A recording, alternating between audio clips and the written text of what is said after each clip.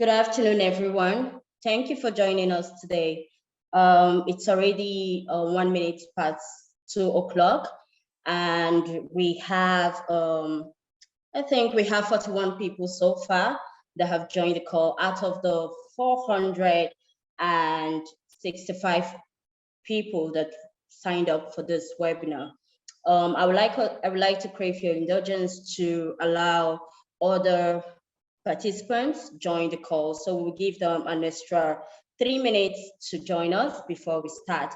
Meanwhile, while we're waiting for them, I would like to invite our communication specialist, Tia Swain, to run a poll. So Tia, can you tell us about the poll you'll be running today? Good afternoon. Thank you, Blessing, and good afternoon, everyone. Thank you for joining us again. And you may have some colleagues or friends who will also join us. And please, we are hoping that we'll have a full room today. I'm going to be sharing some poll questions related to our topic of empowering Nigerian women farmers, and wanted to just let you know, you'll see a poll come across your screen that will have the questions as well as the usually four answers. And you should be able to select A, B, C, or D. If it does not show up on your screen, I will be reading the questions and you can just write your response in the chat box. So please, if you're having any technical difficulty and cannot see the poll, don't worry, we still want you to engage and share with us. So I'll start off the first poll question. It will be one that I think will be a good jump off into our time together. So if you can see the question, which one of these is not one of Nigeria's top 3 agricultural exports? So if you see the poll, you should be able to respond. I see already 3, 5, 6 people have responded. So I'll read through the answers. If you don't see the poll, you should be able to answer based off of what I'm sharing. So again, which one of these is not one of Nigeria's top 3 agricultural exports? Sesame is A, cashews B, cocoa D, and rice, I'm sorry, cocoa is C and rice is D. So again, which one is not one of the top 3 agricultural exports for Nigeria? A, sesame, B, cashews, C, cocoa, and D, rice. I'll give everybody a few more. We have about 67% who've had a chance to respond. So again, if you cannot see the poll, just use your chat box. Or as I like to do, you can hold up a finger just so we know if you got the answer right. A, sesame, cashews, B, C for cocoa, and D for rice. Which one is not one of Nigeria's top 3 exports? Okay, I'm going to end the poll. When I do that, you all will see the responses from our group, and then I will share with you all the correct answer. Before we move on, I think we might have time for one more question. All right, so from this group that's here so far, you all should be able to see your responses. 52% actually did share the correct answer. Rice is not one of Nigeria's top 3 agricultural exports. You guys can see the other 3, which are sesame, cashews, and cocoa. If you, of course, answered in the 48% that did not say rice, you were probably surprised like I was. So the next poll question, again, that we'll do quickly before we start off with the meat of our time together, is coming up. Again, if you don't see it in your screen, just use the chat box to share your responses, and we will use that to help us continue to share together. Okay, this one will be a true or false question. And so there's 2 options. You select from if you have the poll question. If not, just put a T for true or F for false in the chat box, okay? So if you all can see it, you can go ahead as soon as you see it, begin to respond. More people work and generate income in the agricultural sector in Nigeria than in any other sector. So there are, of course, industry, apparel. More people work and generate income in the agricultural sector in Nigeria than in any other sector. So I see that about 65% have responded. I'll wait till we get to about 75%. And then I'll stop the answers. If you've had a chance to, I'm gonna look in the chat box quickly to see what we have for responses there. And okay, now I'm sharing the results. This question, 69% of us shared that we think this is true. And those that did not share that they thought it was true, this time together is going to help us learn that it is in fact true, not only now, but for decades. Most people in Nigeria, or more people, have operated, worked in, gotten their livelihoods from the agriculture sector in Nigeria. And so it is very important to be discussing how we can empower women who, of course, have a huge role to play in the success of that sector. And so I'm going to turn it back over to Blessing.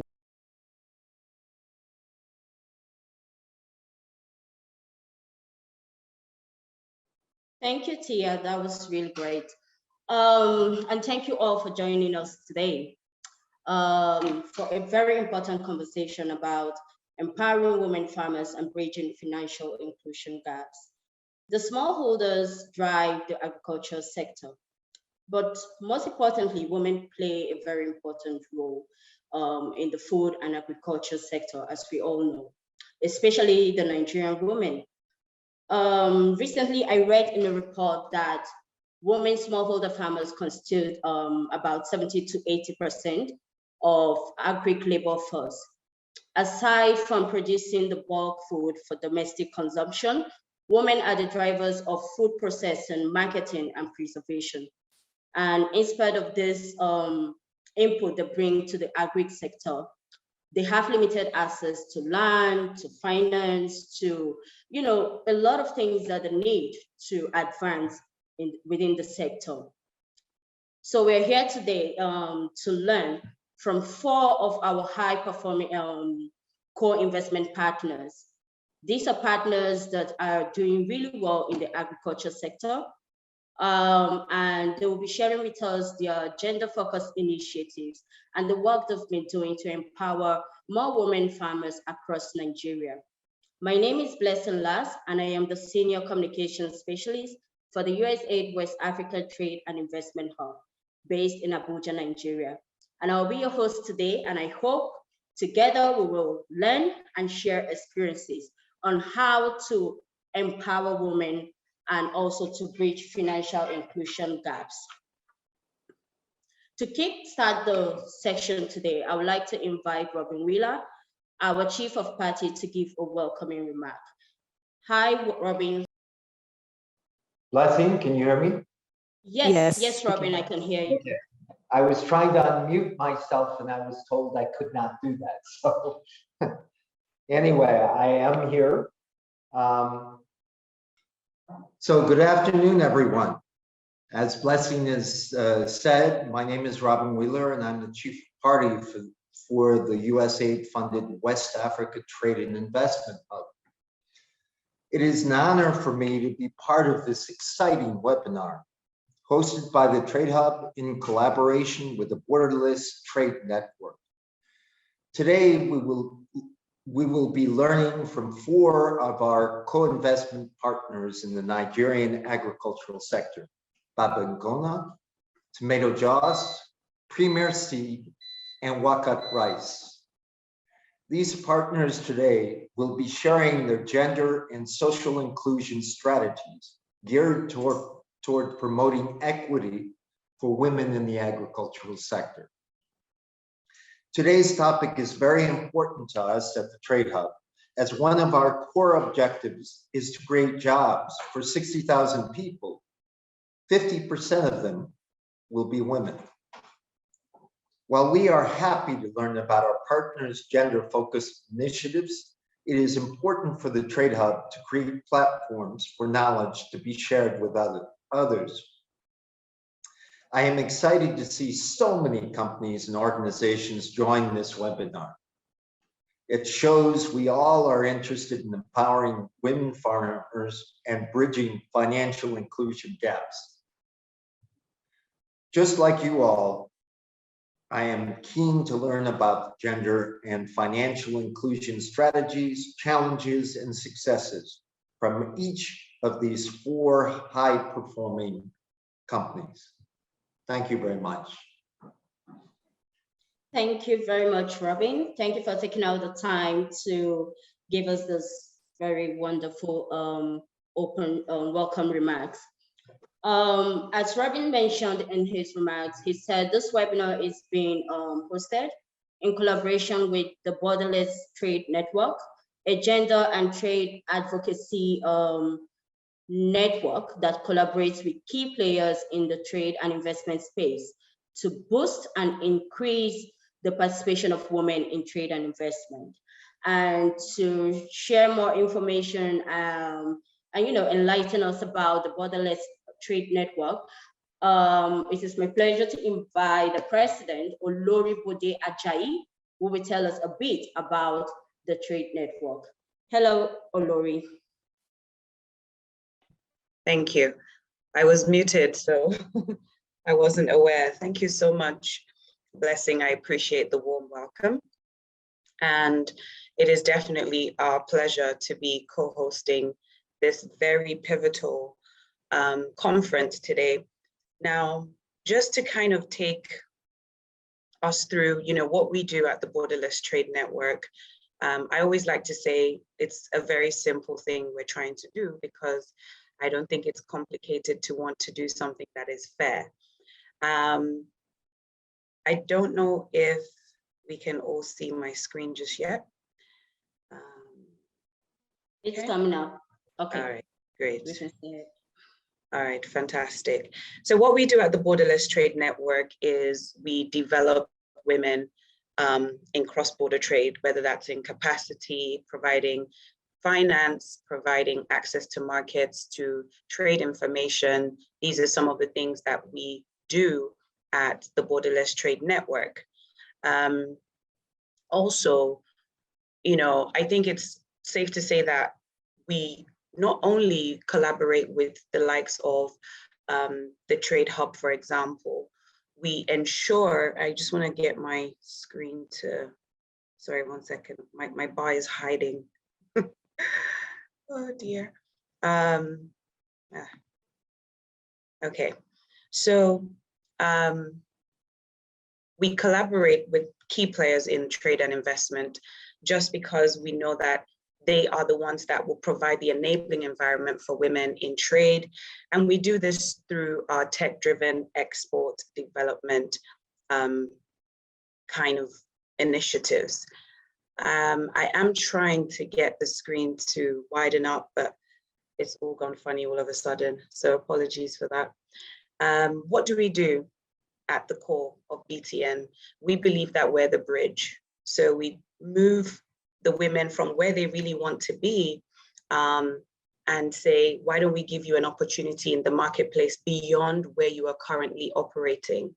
And we also link institutions to the women by providing this enabling environment, be it in the form of finance, in the form of trade information, or access to markets. Now, I think our overall approach is really to figure out what works and what does not work in order to be able to improve women's participation in trade, and then use it to shape relevant policies. So that's basically, in a nutshell, what our approach looks like. And we have 5 main pillars in doing this. Number 1 is to understand underlying constraints. We believe so much that data is missing in a lot of trade-related issues that affect women. It's also through qualitative research and our co-creation model that we at BTN understand the sources of these underlying constraints that women face in trade. The second thing is we obviously bring this body of evidence to a particular issue, like one we're discussing today in the agriculture sector, and then we shift the agenda at the national and regional level. Like I said earlier, we work with the key industrial players to say, what can we do about these issues, but making sure that women are fully represented at the table during these kinds of dialogues. Then we move on to the co-creation models where we involve the women as key contributors to our program. So we don't create programs for women, we bring women to create programs for women in trade. Then of course, we believe strongly in innovation, and not just innovation, but providing innovative solutions to the problems identified in the studies, one of which is our Women in Investment program, WINHER, which we recently launched because we saw the gap again in the financial literacy, education that women face. Now, I'll come out a bit, and then we take what works and we scale that up, basically. So that's our approach at the BTN, as it is in terms of how we do what we do. Now, in terms of our reach right now, we have like a 50-50 of women in Africa, as well as African women in diaspora. So we have our footprints in the areas that are on your screen, whether it's West, South, East Africa, to as far as the Middle East and as far as North Africa, even Australia as well. And our focus areas are in 4 main areas: trading goods, trading services, financial literacy and inclusion advocacy, as well as digital inclusion advocacy. Now, as I wrap up, these are some of the amazing women. You know, I personally know what Amaka is doing on her farm. She's been able to help farmers set people who want to go into farming, she helps them set up, and she's done that for over 200 farm owners now. And she's in her products that she has as, you know, finished goods, finished products are in over 12 supermarkets across Nigeria. But her limitations are insecurity along the borderlines, as you can imagine, and of course, access to international markets. And we also have the likes of the founder of Amal Botanicals. She's an amazing mom. She's a triplet mom who turned her search for skincare for her kids. And then now she has over 3,000 customers within and across Africa. And she's been able to reach over 50,000 people. But her issues are access to packaging materials and unique raw materials for her production. So you sort of see across the agriculture value chain what people are facing, because Amal Botanicals uses, you know, a lot of ingredients in the agro-allied space, and she uses it for the production of her beauty care line. So these are some of the things that we do, and we hope that through today's discussion, we're able to fully hear what, you know, is on the minds of people who are attending today. We want to hear your issues. We want to see what we can do together with you. Thank you so much. Over to you, Blessing. Thank you so much, Olori. That was a very wonderful presentation. And without, I would like to welcome those of you that just joined. This is the webinar, Empowering Nigerian Women Farmers and Bridging Financial Inclusion Gaps. The next item on our agenda is a presentation by our Gender and Social Inclusion Manager for the West African Trade and Investment Hub. She's Anadela Akweke. She'll be presenting on the role of the private sector in advancing gender equality in agriculture. And over to you.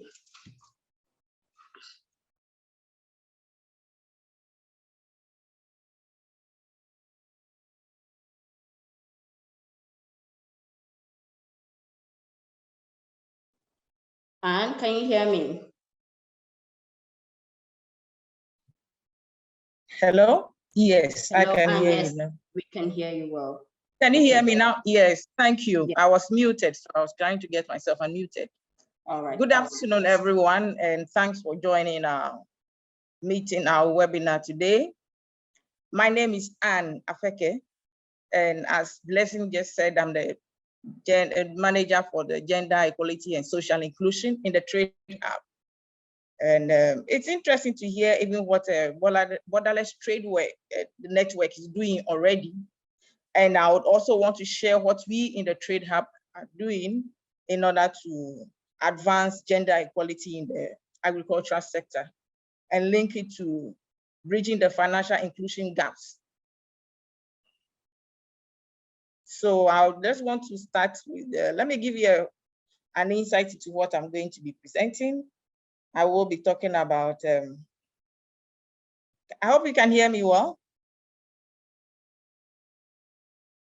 Yes, and we can. Right on. Okay. So I'll be talking on, just a minute, on the situation of women farmers in Africa, and I'll narrow it down to Nigeria.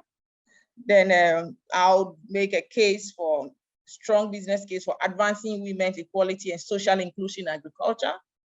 And then I'll also talk about our response in the Trade Hub when we invest in Nigeria and in West Africa, and also share what we are doing in other countries apart from Nigeria.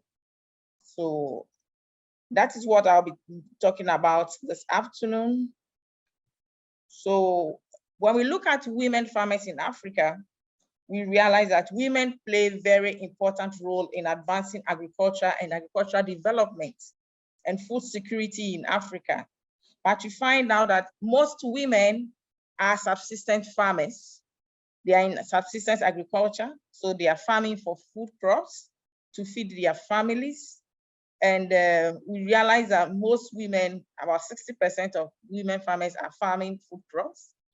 They are not into crops that earn foreign exchange. So most of these women are just farming to make a living and to provide food for their families. However, when we have seen women even involved in commercial agriculture, they have limited money to hire farm labor, that is if they have access to land. But most women have little or no access to land and other factors of production, which include credits, which we are talking about this afternoon. They do not have access to new technologies and do not have access to extension services. So having seen this situation, the Trade Hub program funded by the USAID is intended to respond to the needs of women farmers in Africa, and then for that matter in Nigeria as well. So what have we been doing in the Trade Hub? The Trade Hub is set up to increase opportunities for women, and that also give great and positive impacts on productivity and agricultural-led growth. And in a recent report by the FAO, it concluded that closing the gender gap in access and use of productive resources, as I just mentioned, technology, land, credits,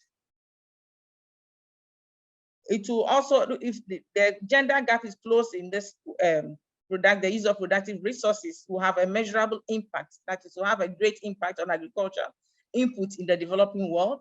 And by extension, if this is done in Nigeria, we will have a great input in farming in Nigeria as well. And we also noted that the benefits that will be accrued from investing in women farmers in Nigeria will also help improve society as a whole. Why? Because we know that when women invest into farming and they make profits, studies have shown that more women are likely than men to spend more on their families and the nutritional needs of their families, health care, the social needs of their families, clothing, school fees, and all that pertains to making the household more comfortable. Men may spend more into other capital investments than women as farmers. So that is the reason why we need to have more women given more opportunity to expand, to grow in agriculture, so that households and families are also taken care of, as we take care of the economic importance also as women who are in the agriculture. So why are we still making a strong case for advancing gender equality and social inclusion in agriculture? What was the rationale between for the Trade Hub and for America and the USAID to want to have such a program funded? And what is the rationale? Why are we into this? So first of all, gender and women empowerment is the key foreign policy for the US government, just like many other governments. And within the Trade Hub, we have targeted 50% of those who are in the program should be 50% women. And then we have a 50% youth inclusion in our programs respectively. The next thing we targeted in the Trade Hub is to show our commitment to working in supporting our grantees so that they can realize the Sustainable Development Goal 5, which says that we achieve gender equality and empower all women and girls. And here we are laying emphasis on empowering women and youth. The youth include girls and boys, young men and young women. So the Trade Hub also adopted 7 key principles that are guiding our project design and implementation, both internally and externally for our partners. So we are not only dealing with our partners, but we have run our own in-reach, and we have the 7 guiding principles that we are using in our work. And also the final reason why one of the key things we are taking note of is also that the 2020 was declared a decade for action on gender equality. So governments have responsibility, the donor community has a responsibility, private sector has responsibilities, civil society organizations and individuals have a responsibility in achieving the decade for action on gender equality. So that is our contribution also in promoting gender equality. So I'll move on to show what we are doing in the Trade Hub. Just give an overview. So the Trade Hub program started in September 2019 and it will end in September 2024.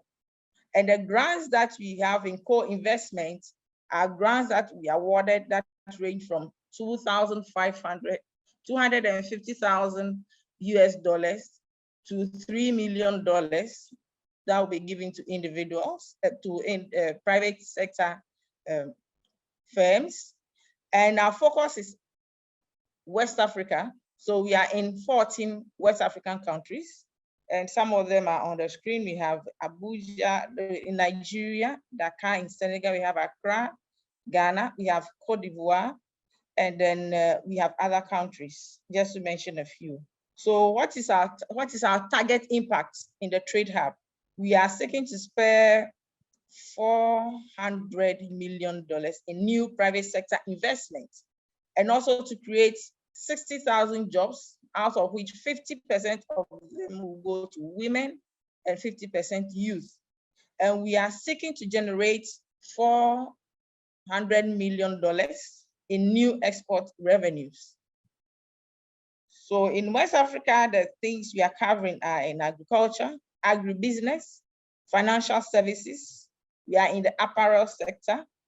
We are in manufacturing. We are in waste management and ecotourism. But since we are talking today mainly about Nigeria, what are we doing in Nigeria? We are working in rice, maize, soy, cowpea, aquaculture value chains. So I'll give you a graphic presentation of what we are doing in the region, as I had mentioned earlier on. So we are dealing with 14 countries with 77 co-investment partners, and we are counting because we are not done yet. As of now, we have awarded $72.09 million in grants, and we are counting. That means we are still awarding grants, and we are in 8 sectors, and we are dealing with 29 value chains. What we are seeking to do is to create, we have created a $169.86 million in private capital that is mobilized, and we are counting because we are still, the grants, giving grants is still ongoing. So when we say we are counting, it's something that is continuing. We have not finished yet. As of now, we have created 11,318 jobs, and we have in export 15.47 million in exports as of now. And what are we doing in Nigeria?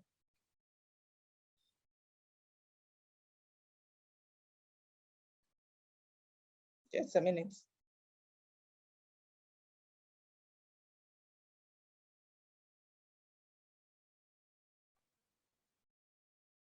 So this is a snapshot of Nigeria.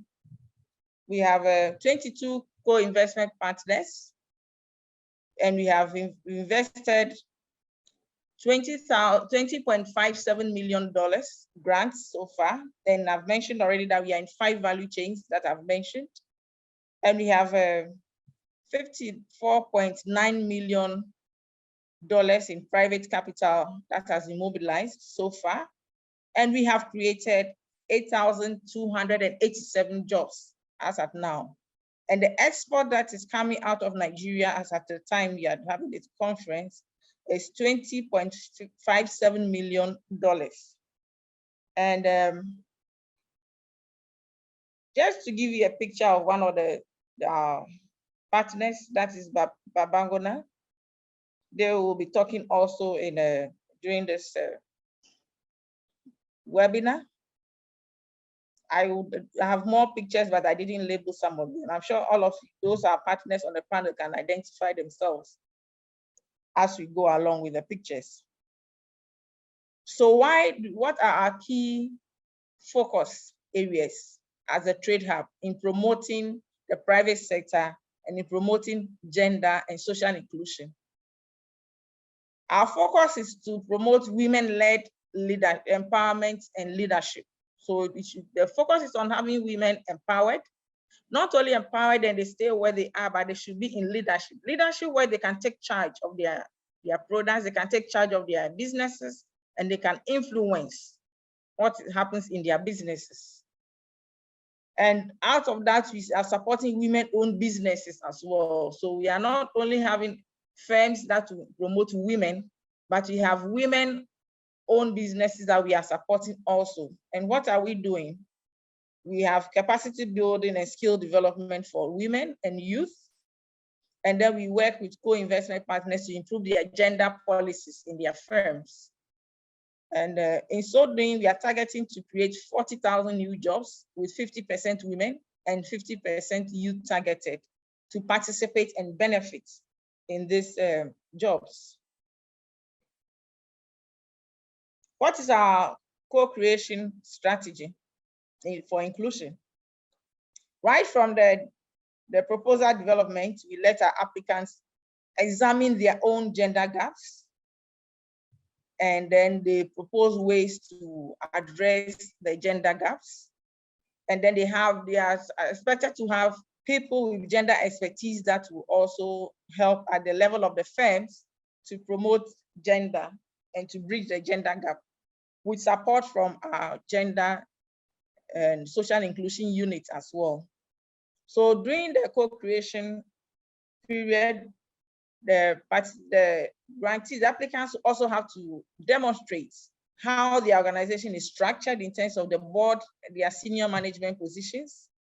Because I mentioned earlier that we are not only going to give women jobs, but the jobs should be influential, key positions that they will be able to make impact. They will be part of the decision-making structures of their institutions. So we do this, we ensure that the companies we are supporting ensure that gender disparities will be deliberately and adequately addressed in their programs. So this will be done through their own corporate policies that will address gender equality and gender-based violence. Because we don't want our intervention to create harm to anybody or aggravate the situation of women or youth in whatever they are doing in the firms. So depending on the nature of the business of the applying firm, we give financial advisory. We encourage those who want to make the application to collect data on women employees and consumers, to measure the development impact of investing with women and in women over time, and also making business case for investing with women and women as well. So those are some of the requirements we give them when they're applying for grants in the Trade Hub. I had mentioned earlier on that we have 7 guiding principles. So I'll just highlight them now. So our principles are to identify and address gender-based constraints that may inhibit the project from reaching its intended objectives. And we also ensure that men and women can participate in and benefit from project-funded grants and other funding mechanisms which will give them impactful outcomes. So we are not just giving money for the sake of it, but making sure that the underlying reasons for women not being empowered is also addressed at the same time. We also ensure that implementation is gender sensitive, such that the implementation of the project does not reinforce inequality and gender norms, but the project tries to address whatever is identified as inequality and gender norms that will work against grantees. So we try to mitigate inequality issues within the work we do with our grantees.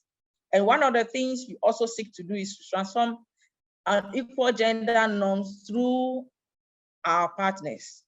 So when we identify the gender gaps, we do due diligence. They have to tell us how they want to address those gaps, and we follow up to find out what they are doing.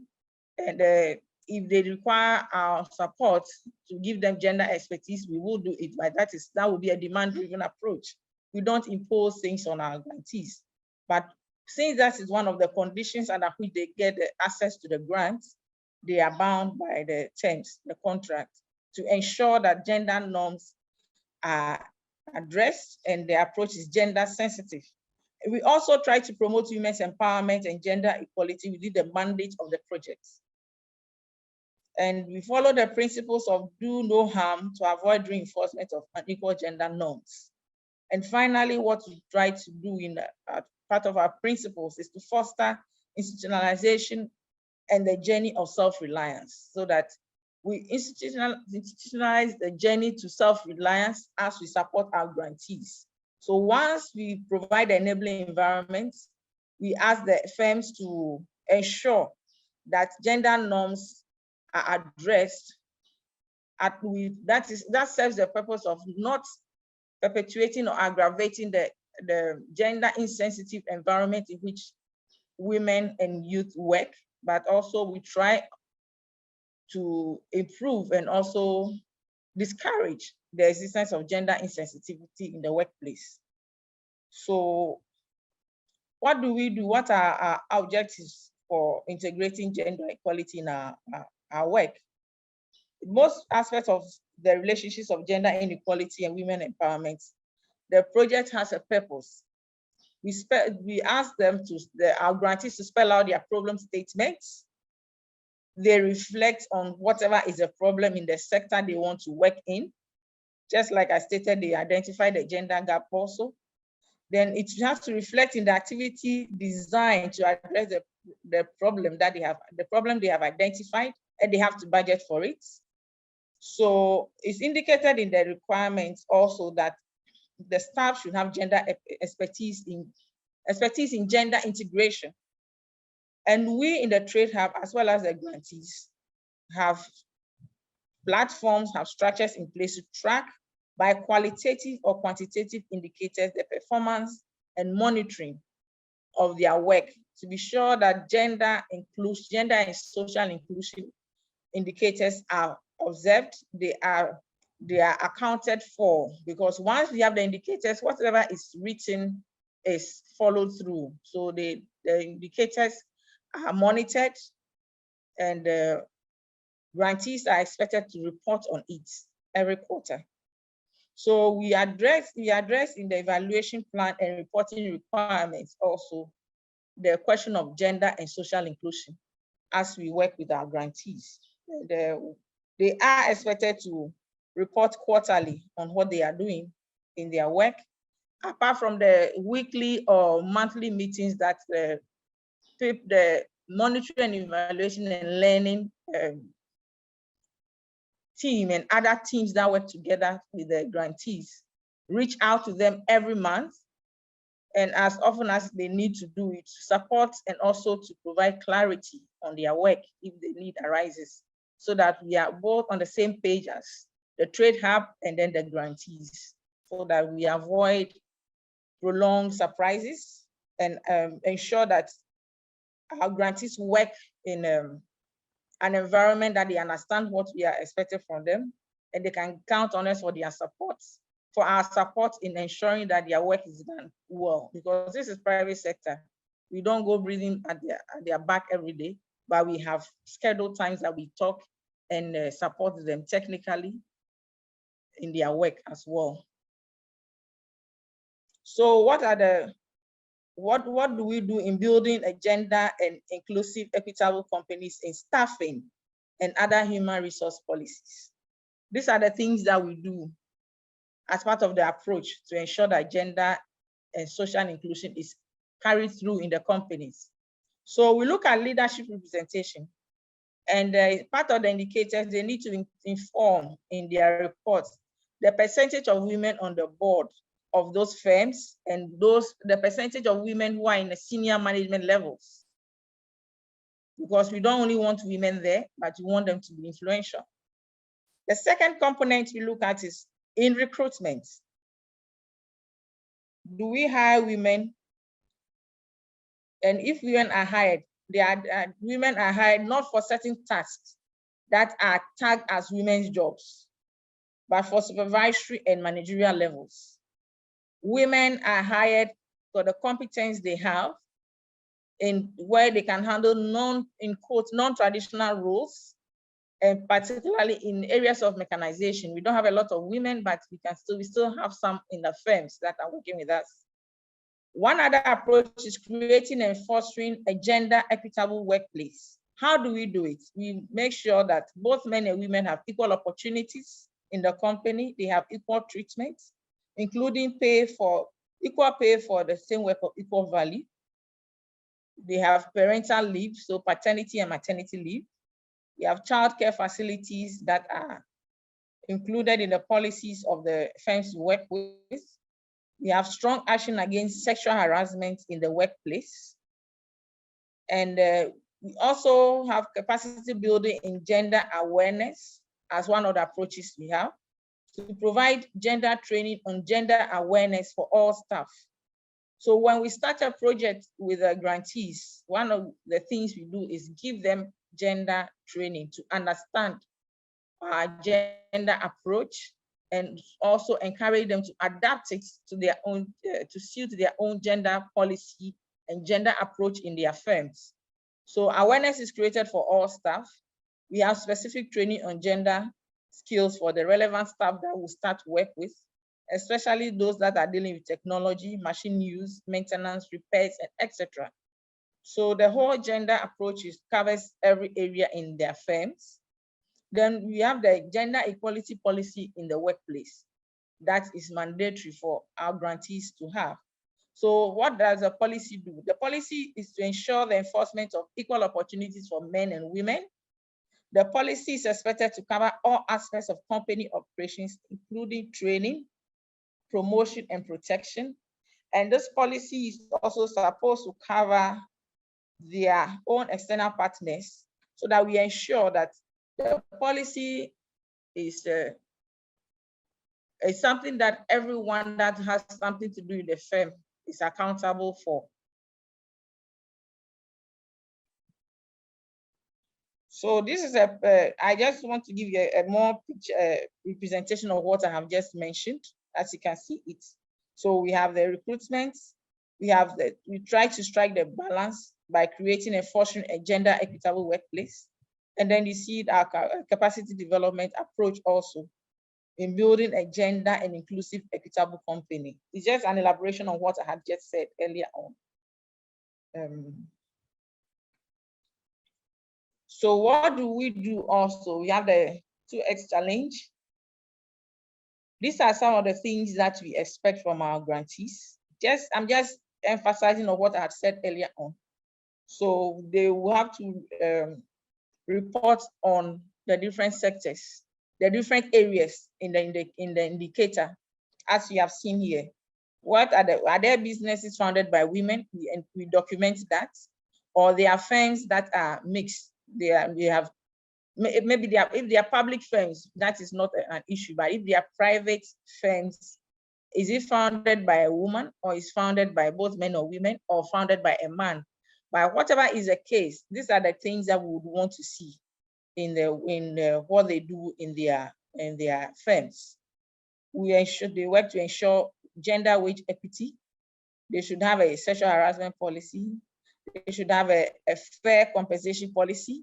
They should have an anti-discrimination or harassment policy. They should have a recruitment policy that also addresses recruitment of men, women, and young people. And we have said that all jobs created should be 50% women and 50% youth. So that we follow through in our work with our partners.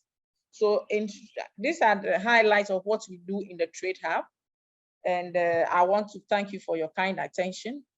And I'm ready to take any questions or comments. Thank you very much. Thank you, Anne. Yes, thank you, everyone. If you have a question for Anne, kindly type it in the chat box. The question will be asked later after we've listened to the presentation from the co-investment partners we brought to share their success and strategies. So, Anne, we really appreciate your presentation. It was really informative.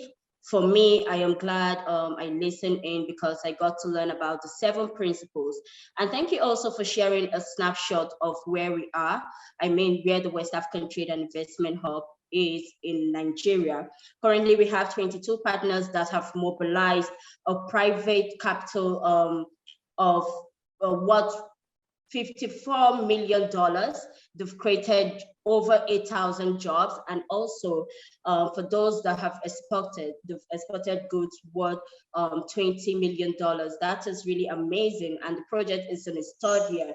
So we have brought 4 of these wonderful co-investment partners that are high-performing private sector companies in the agri sector. And we'll be hearing from them shortly. But before we hear the presentation, I would like to just give a brief bio of each of them. And after my bio, I will play a short infographic video that tells a story of what they are doing with the West African Trade and Investment Hub. But how it will work is immediately I show a video for a company.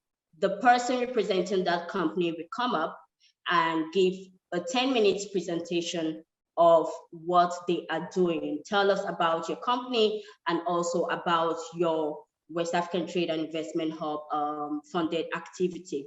So I would like to introduce Habiba Suleiman. She's part of the panelists today. Habiba Suleiman is a strategy and business development manager at the Tropical General Investment Group, where she has worked across several agribusiness value chains, as well as in development, financing, impact investment, research, gender and inclusion. And in December 2020, she successfully drove the first West African Trade and Investment Hub partnership in Africa with WACOT Rice Limited to support over 5,000 smallholder rice farmers with capacity building, quality agri inputs, technology, and mechanization. Habiba will be sharing information about, WACOT Rice and what they are doing. And then after the presentation, we'll engage her in, very interesting conversation. If you have questions for Habiba and anybody at all that spoke today, kindly put it on the chat box. Also, in the panel, we have Banker Olukami. Excuse me. Banker is an investment and finance professional with over 8 years experience that spans across corporate finance, impact investing, investment banking, and corporate strategy. At Babban Gona, Banker is responsible for executing and implementing the company's fundraising initiatives, where she has played a major role in raising over $50 million for investment from investors and other strategic partners for rural smallholder farmers across Nigeria. Thank you for joining us, Banker. We also have Mira Mehta. Mira Mehta is a co-founder and CEO of Tomato Juice, a fully integrated farming and processing agribusiness in northern Nigeria that produces tomato paste and other agricultural products for the domestic market. Before founding Tomato Juice, Ms. Mehta worked in the financial services and healthcare sector in the US and Nigeria, respectively, where she gained valuable technical skills, developed an empathic worldview, and built a strong network that has empowered her to launch a business at the base of the pyramid. She's a graduate of Brown University and Harvard Business School and has lived in Nigeria since 2008. Welcome, Myra. We also have Samson, who is representing Premier Seed. He has a BSc in Botany, MSc in Pharmacy and Drug Development, MSc in Plant Breeding, and a PhD in Plant Breeding from Ahmadu Bello University, Zaria. He is currently the head of research and product development unit of the Premier Seed Nigeria Limited, a foremost indigenous seed company in Nigeria that has been in existence for over 2 decades. Samson is a seasoned breeder with research emphasis on breeding for high yield potentials, resistance to disease and striga, drought tolerance, enhanced nutritional quality, resistance to mycotoxin contamination in maize and other crops.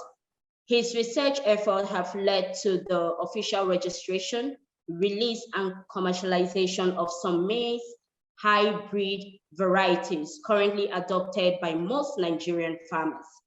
He is a member of several scientific and professional bodies and holds claims to several journals and publications and conference papers. So you see, we have an amazing group of people here, ranging from researchers to strategists to financial analysts to business owners. And shortly they will be sharing with us what they all are doing in their space to empower women and to also help women bridge that financial inclusion gaps. So I would like to go ahead and play the first video. After the video, I will want Habiba to just come on and give us a 10 minutes presentation about WACOT Rice and the Agroa Farmers project.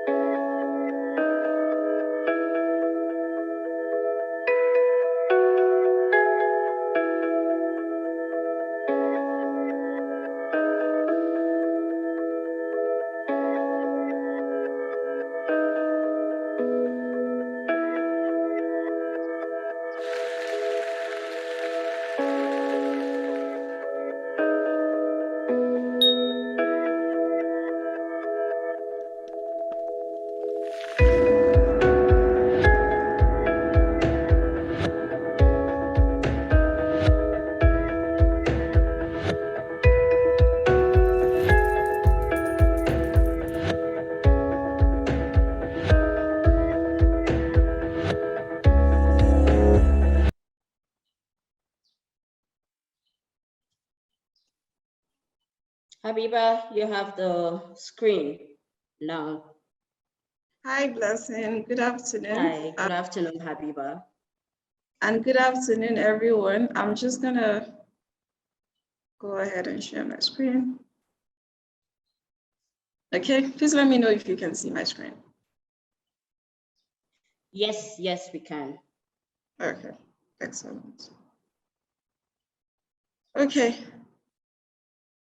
So good afternoon, everyone, once again. My name is Habiba Suleiman, and we run the WACOT, the Argungor expansion project under WACOT Rice in Kebbi State.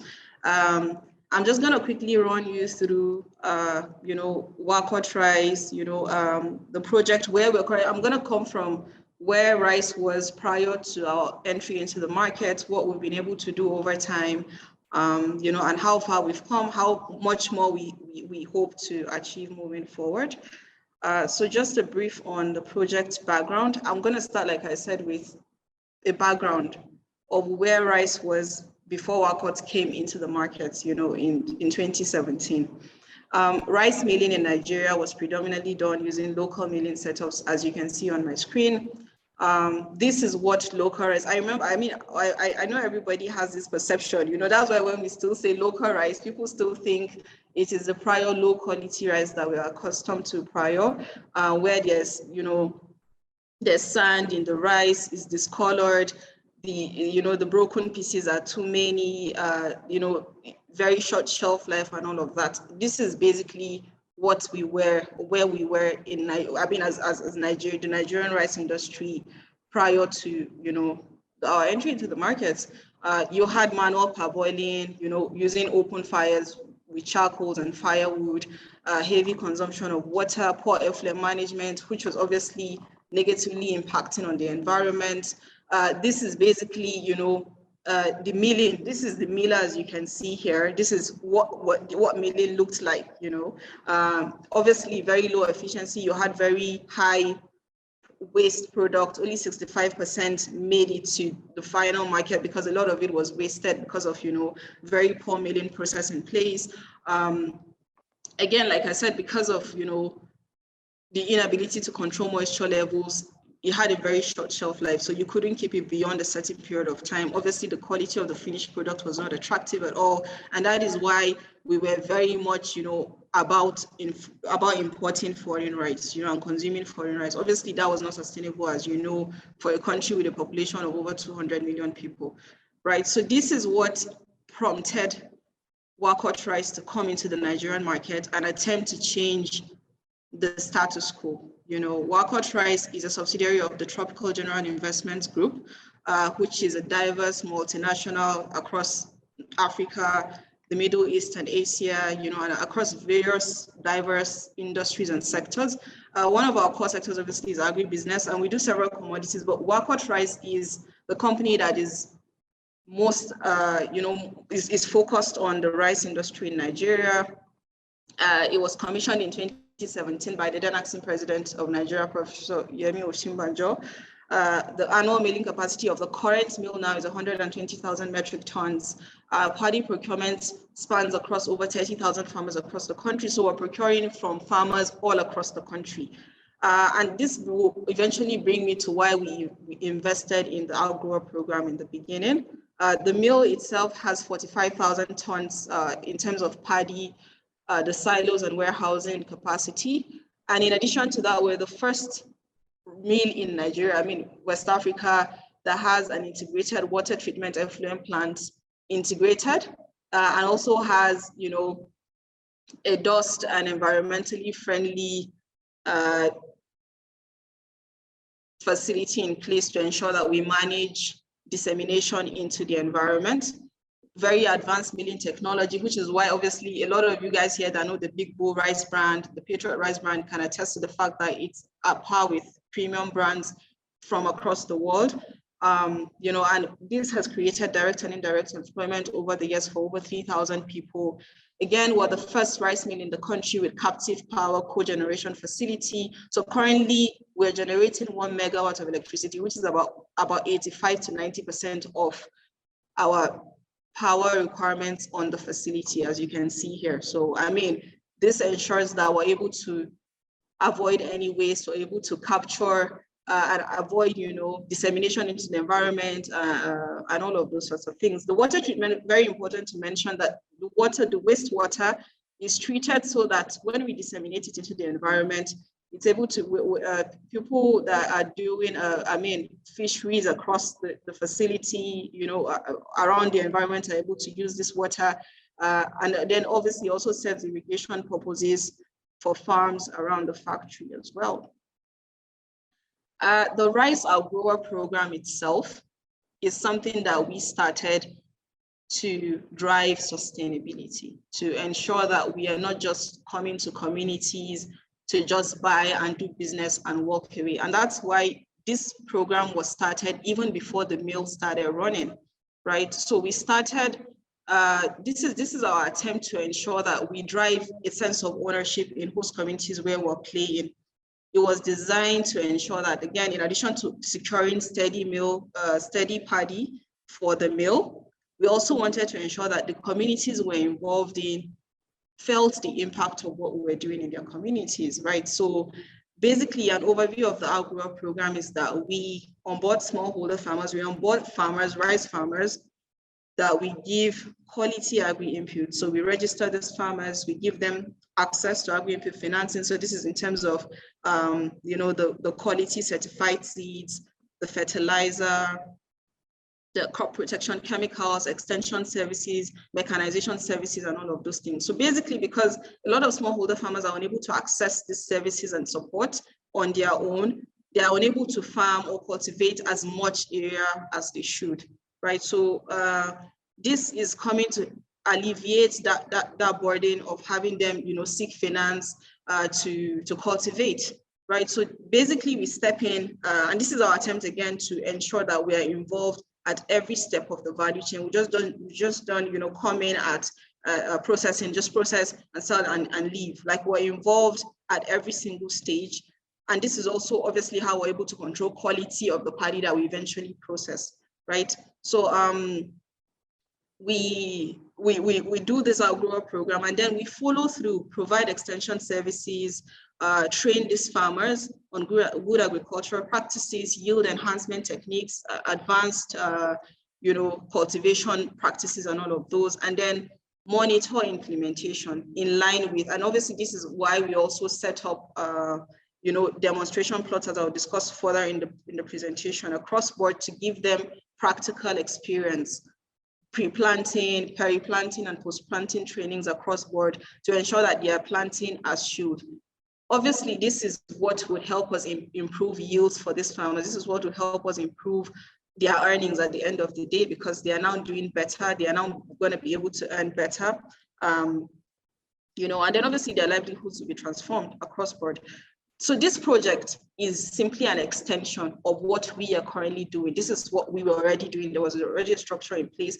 We just partnered with the Trade Hub to expand and onboard an additional 5,143 smallholder farmers. Again, target here is smallholder farmers with max 5 hectares.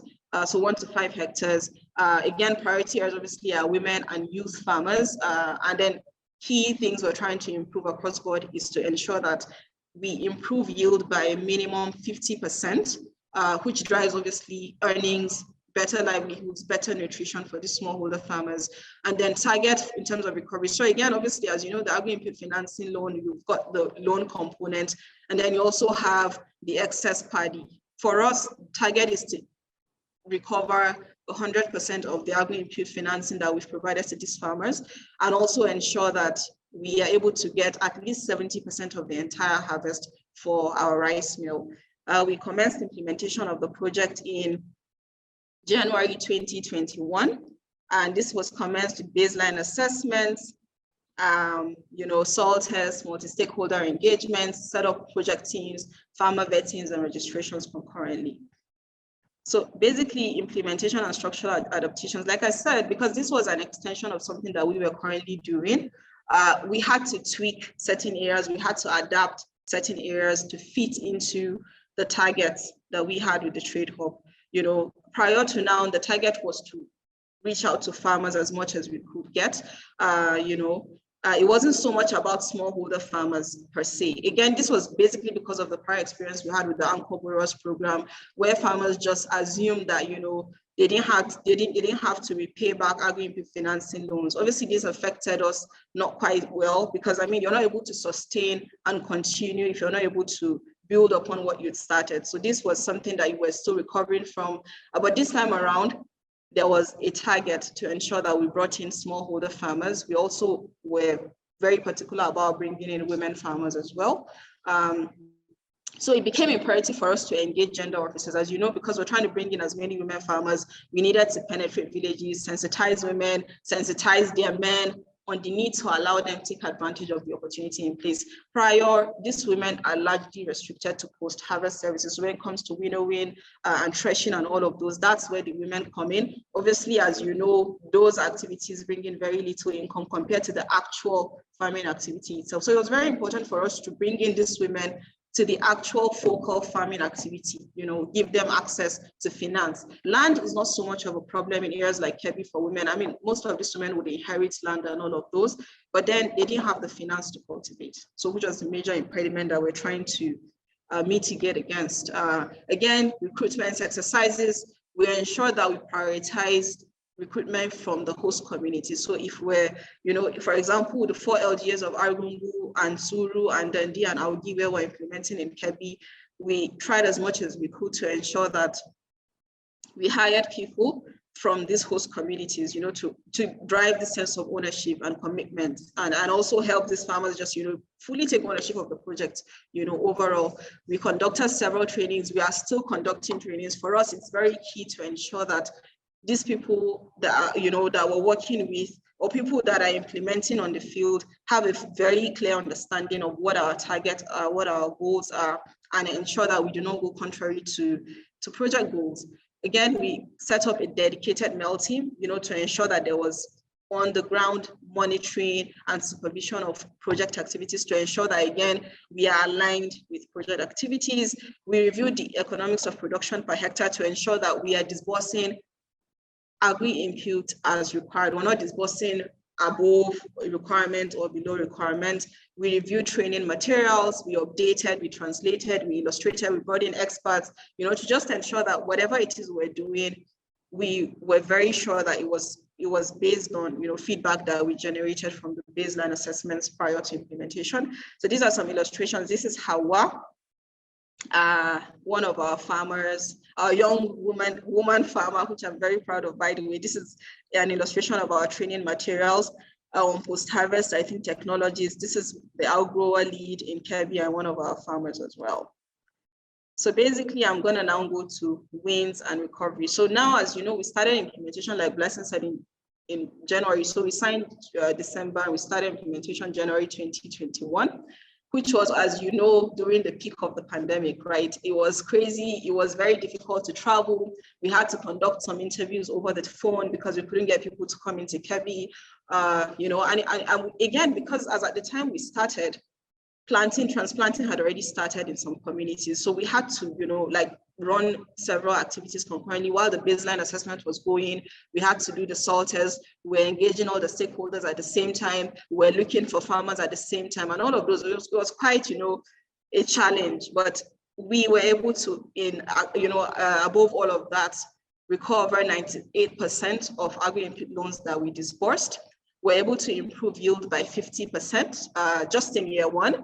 We also developed, which I'm very proud of, the WACOT Rice app to automate farm management. So basically what this does is that our field officers are now, moving with phones, with smartphones that have the WACOT Rice app that tracks every single stage of the activity. So from farmer registration to mapping of the farmlands to the agri-inputs that, required for that size of plot, of the size of the farmland, to the monitoring, the continuous monitoring, to trainings, to harvest, to post-harvest handling. All of this is automated, and it helps us have a database that is central, that is not subject to issues with our data. So this has been very important in transforming how we run. It's helped to ease management of the project itself.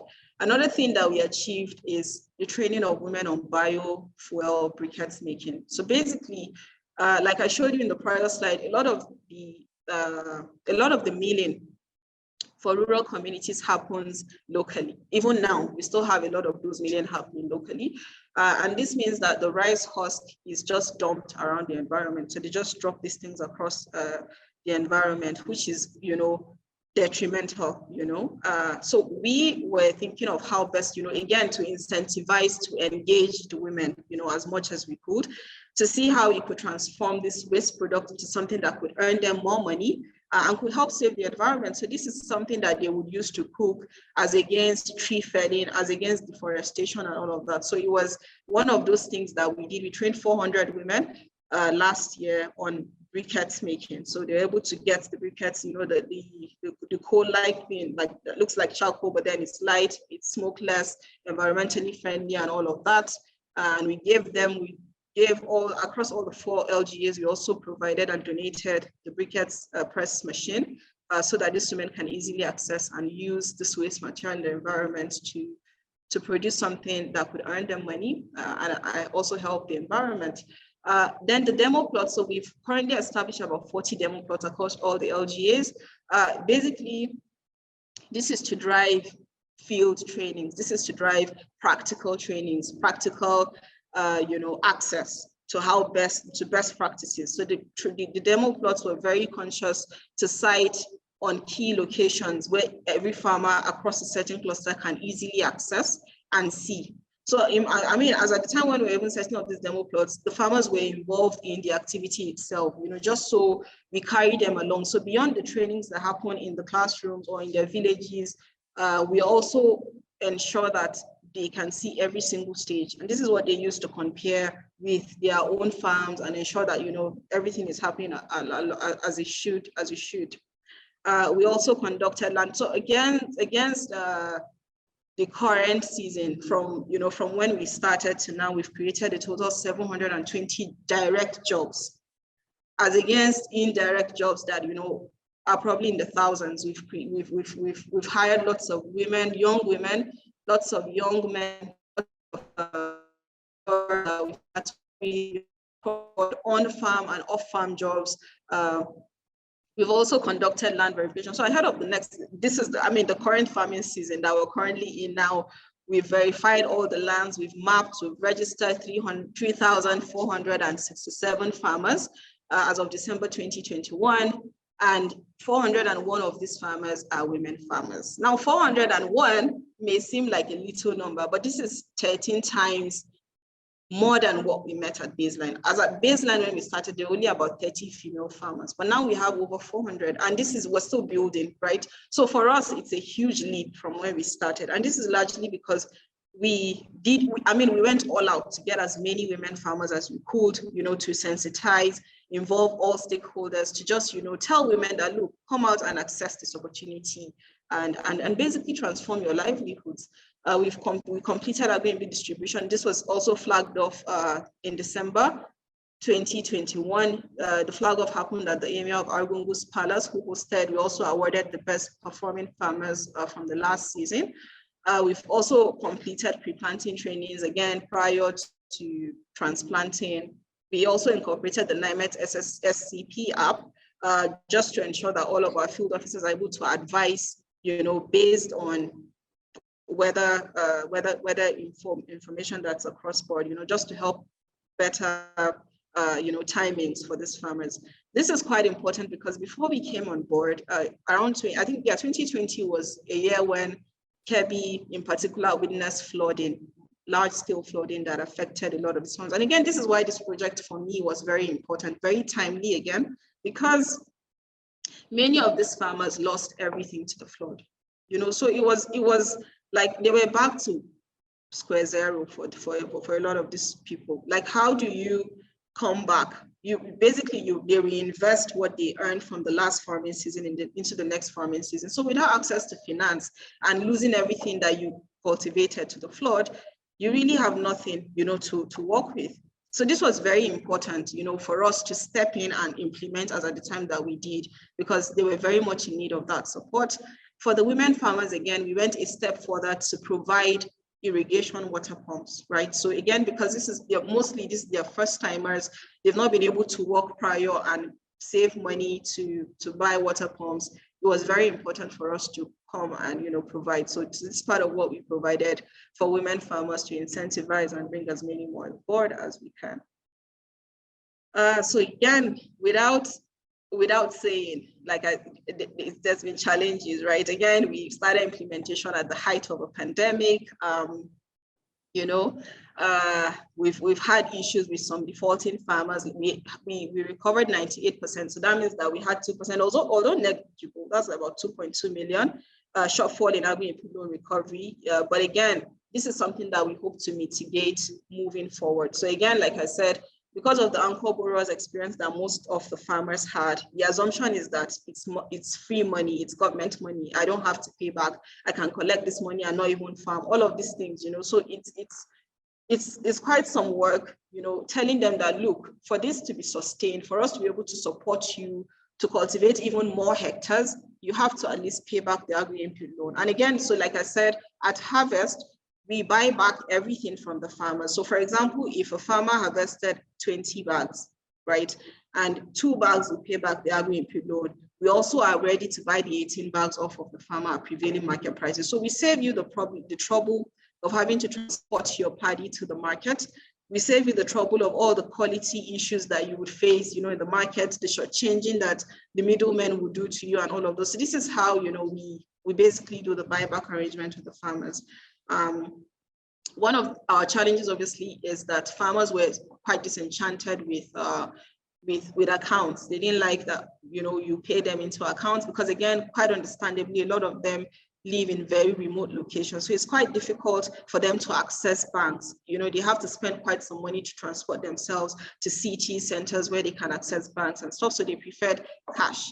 And again, because of this, you know, they were only interested in giving us back just the amount of the agri-input financing loan that we provided them. And this was not favorable for us. I mean, because we invested so much time and energy, and for the meal, one of those things, again, because we know the quality of the paddy coming back from these farmers that we've worked with, the preference is for us to get back as much paddy as we can, right? So, so because of this, the last harvest, the last year, we didn't get as much paddy back as we would like. So what we've now done is to incorporate a cash-based option. So for farmers that prefer cash back, you know, we'll pay them cash. Also, we've partnered with the procurement team internally to work directly with the grower team at Harvest, you know, to allow this to fly seamlessly. We've also restructured our MOU to include for a minimum of 25 bags sold at harvest. So I mean, most of these farmers, the minimum harvested bags will probably be around 45, 50, 60, even 80 bags on a hectare. You know, so if they're just giving me 10 bags and say, oh, this is how much pays back the agri-input loan you gave me, and that's it, I'm going to take the rest of the open market, it's not so favorable for us as well. So we've now opted to at least 25 bags per hectare, just to ensure that, you know, it's some win-win as well for our rice mill in Kebbi. Again, certain communities. Hi, Blessing. Sorry, just to let you know, you're way over your 10 minutes. Over my time.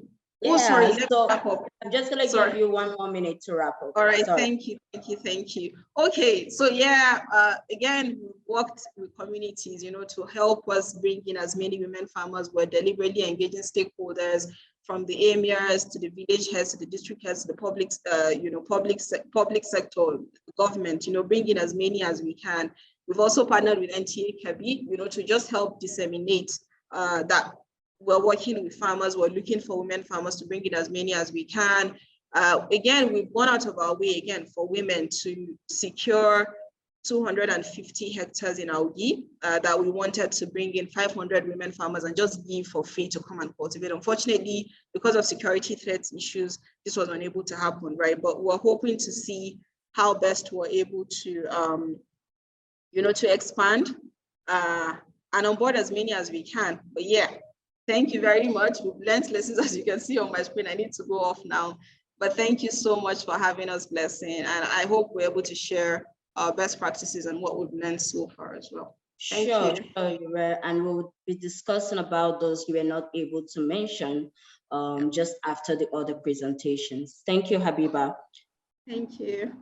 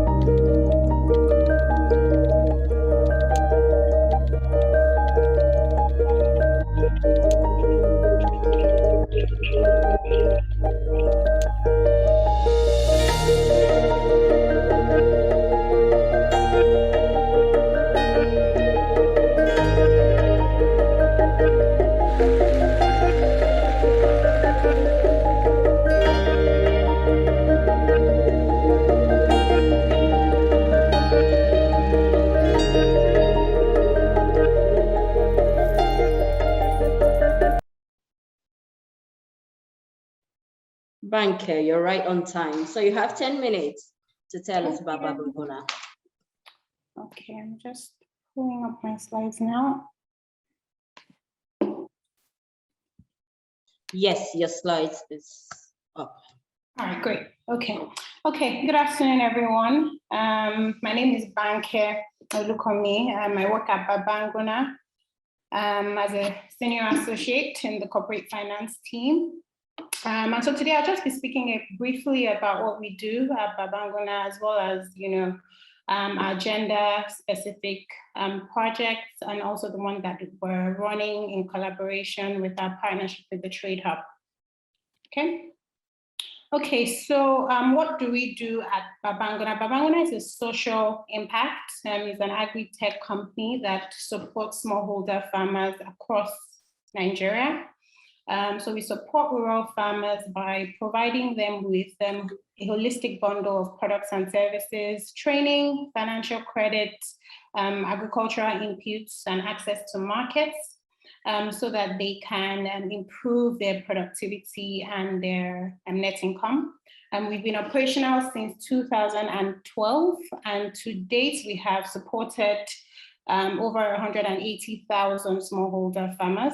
We are operational across over 10 states in Nigeria as of today.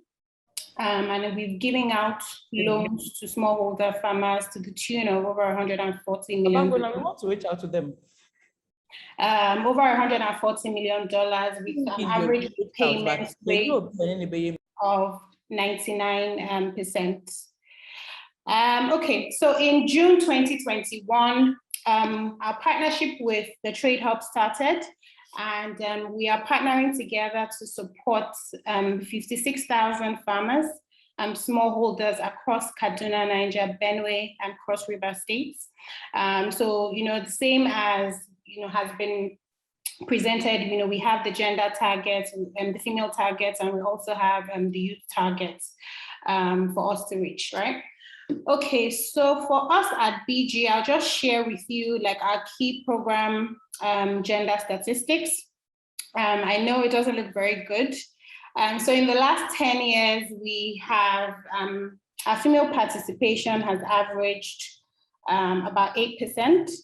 And so this is primarily because 95% of our operations are currently being done in Northern Nigeria. And so we don't have a lot of female farmers, right? And so about 5 years ago, we decided to do a study to understand why these numbers are so low, why we're not getting as many female farmers, registering and being part of our program. And so really, for us is that being operational in Northern Nigeria, there's such a strong cultural bias in that region. And so from our study, from our research, it's a big part as to why women aren't farming is just because, one, they aren't allowed to, by their male households. So their fathers, their husbands, their uncles. And so this is like the #1 challenge that we face with getting women to be a part of the project, right? And so another thing is, due to the nature of our projects, like we have a lot of extension field officers that, we have to send out into the field to monitor activities, to ensure that, planting is going on well and all of that. And so, this is also an area of discomfort for the males. They're not comfortable for their wives or their daughters to interact with male field officers unsupervised if they're not there, and because they don't know these people. And lastly, another challenge that we encounter is because due to the nature of our project, there's a training component.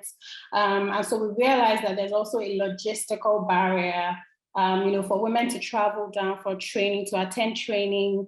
They're not able to, maybe leave their children, leave their families, come down for training, or travel down to pick their farm inputs. and all of that. So for us, these are some of the major challenges that we're facing. And so what we decided to do as a company is to strategically think as to how we can sort of bridge this gap. And so we decided to do this through what we call our Women Economic Development Initiative, which is our WEDI program.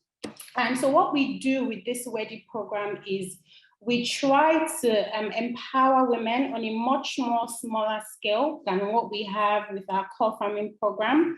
And so we try to empower them, to start to think, to start to develop a business mindset, right? To start to think about owning a business, about generating income, right? To support their husbands or to support their families, right? But a critical aspect of this that we identified is that we definitely need the buy-in of the household, so of their husbands, of their fathers. And so how we approach this in-house is to leverage off the network of farmers that we have built over years and then go through them. So we sensitize them, we educate them, we let them know this is what we're trying to do. And so invariably, we're creating a level of trust. So these farmers understand what we're doing. They understand that at the end of the day, this is for their benefit. If there's an occasion where there'll be additional income, it will be for their benefit as well. It will raise the standard of living of the family, and things like that. So the goal of the WEDI program for us as a company is that we want to start on a smaller scale with these women, start to train them, start to get them to think about developing businesses. We empower them, we give them, credit packages.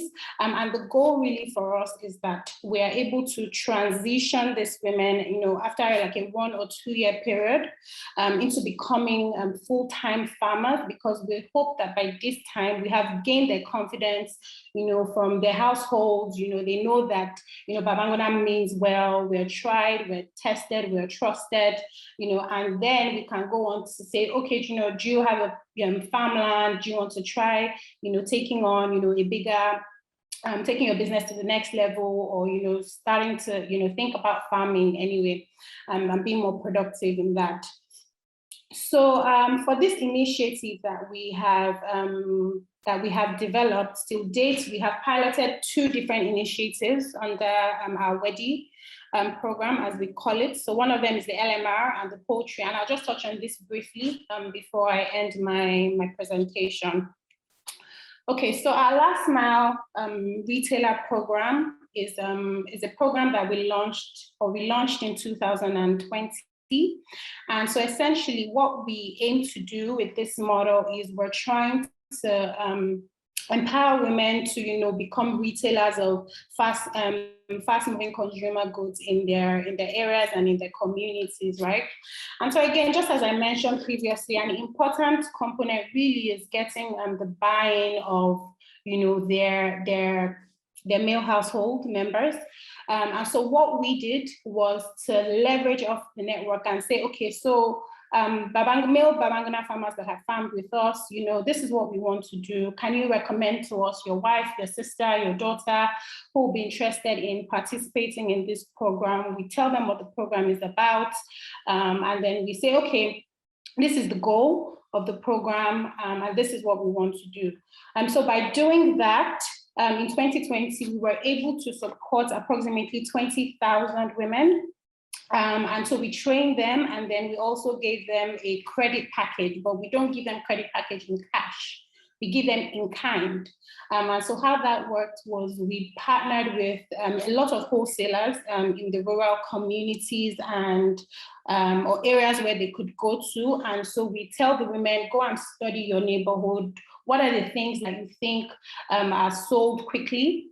And so once they have an idea, maybe it's bouillon cubes or washing detergent or palm oil, just whatever you think will make for a good retail business. So once they identify what that gap is, then they can go to the nearest wholesaler that we have partnered with, and then they can get credits. They can get items worth, the limits that we have set for them.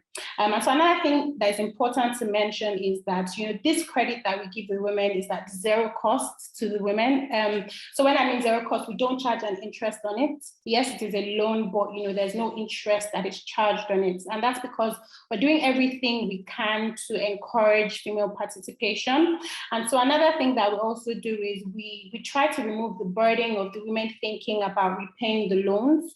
So we tie the loans to the loan package of the male member who recommended them into the program. So that way, we just want them to focus solely on, just thinking about their businesses, on how, they can sell, turnover, go back and restock, and do it again and again until, they are continuously and sustainably running their businesses.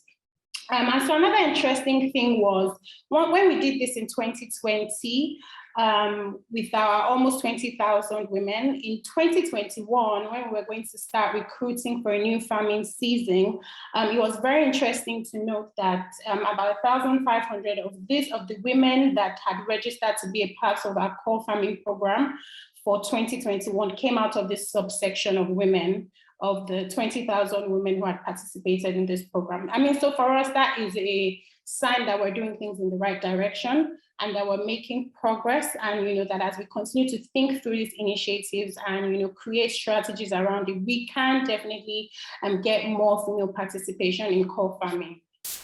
So I'll touch on our poultry program, which is the last thing that I'll speak on today. So for last year, we ran a pilot. Again, it's just us thinking through different things and different scenarios. So we're not only limited to like retail things, we're also thinking through how do we innovate, how do we continually engage these women, give them things that they're interested in. And so last year we piloted a model, our poultry project, where we had poultry entrepreneurs rear birds, and once they were old enough, they were able to sell them, to farmers or anybody else for on-selling for them to sell and make profits. And that pilot was very successful. And so based on the results that we got from that pilot, we then decided that we wanted to embed it into our WACOT program for this year, which we're doing again in partnership with the Trade Hub. We have a target to support 25,000 women for this year.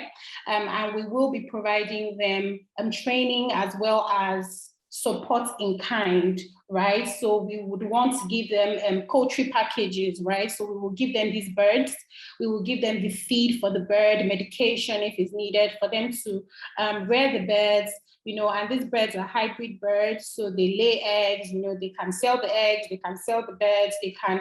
Another exciting thing, I guess, is the fact that, there's also a nutritional component, right, involved in this, because, these are birds that can lay eggs, they can also keep some for their home consumption as well. So that is also something that we're interested in, to seeing what impact this will make on, the families, from a nutritional aspects, and even in terms of just additional income that these women are able to generate, right? So with these initiatives, these are some of the ways that we're thinking through, supporting women, encouraging women, and, overall being very positive that our female participation will increase as we go further in our projects. So thank you. I'll stop here, and then we can take any questions later. Blessing, over to you. Thank you, Banker. That was a wonderful presentation. I have a few questions for you, which I'll ask after the other two presentations. So the next will be, let's see what video is here. All right.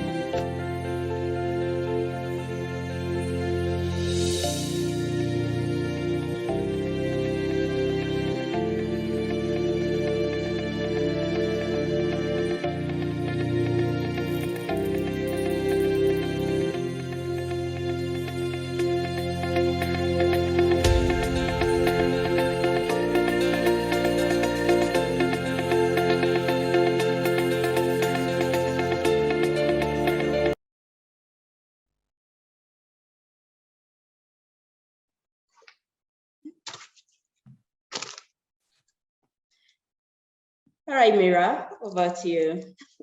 Good afternoon, everyone. Thank you so much to USAID and the West Africa Trade and Investment Hub for putting this together, and our other panelists for presenting, and obviously all of the participants for taking time out of their days to attend the event. It's really exciting to be here, and I'm looking forward to sharing with you a little bit about Tomato Joss and what we do. So without further ado, I want to first introduce you to the company through the eyes of one of our female farmers. We do farm with over 50% of our farmers are women. Aisha is a typical farmer. We are located in Kaduna, Nigeria, not Jos, even though our name says Tomato Joss. Aisha Mohammed lives in northern Nigeria. She lives in Kangimi village, Kaduna, with her husband and her many children. And she farms on a small plot of land. But she has a lot of challenges, like many other smallholder farmers. It's hard for her to come up with the cash to invest in her farm. As a result, she ends up getting very, very poor yields.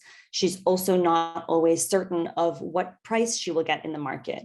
And these compounding factors make her not want to invest in her farm, right? If she doesn't think she's going to get a high yield, if she doesn't even know what price she's going to get in the market, the next season, she doesn't really want to spend more money on the farm because she doesn't, she's not guaranteed of any kind of an income that will even be worth the investment. And what that means is that this is one of the main reasons that the smallholder farmers end up having very, very low yields and end up not always even being profitable. So what does Tomato Joss do? Well, we farm tomatoes primarily, but we actually are also farming maize, which is what I'm going to talk about mostly as it relates to the West Africa Trade and Investment Hub. But our goal is to make 10% of all of the processed tomato products in Nigeria through vertically integrated farming and processing operation. And so, we're currently in the market. What we do is we grow tomatoes. This is our product. It's available in Kaduna. It's available in Jos. It's available in Kano, a little bit limited in Abuja. Soon we will be in other states as well. We're rapidly trying to expand our rollout of the product. It's a sachet tomato product. We grow tomatoes. We help smallholder farmers to grow tomatoes. We then process those tomatoes into tomato paste, and then we turn the tomato paste into retail products, which we sell all over the country. And we're planning very soon to become a nationwide brand. So if you don't see the product in a market near you yet, let us know and we'll try and get over to you. In terms of how our model works, it's very, very similar to the models that you've heard about from WACOT and Babban Gona.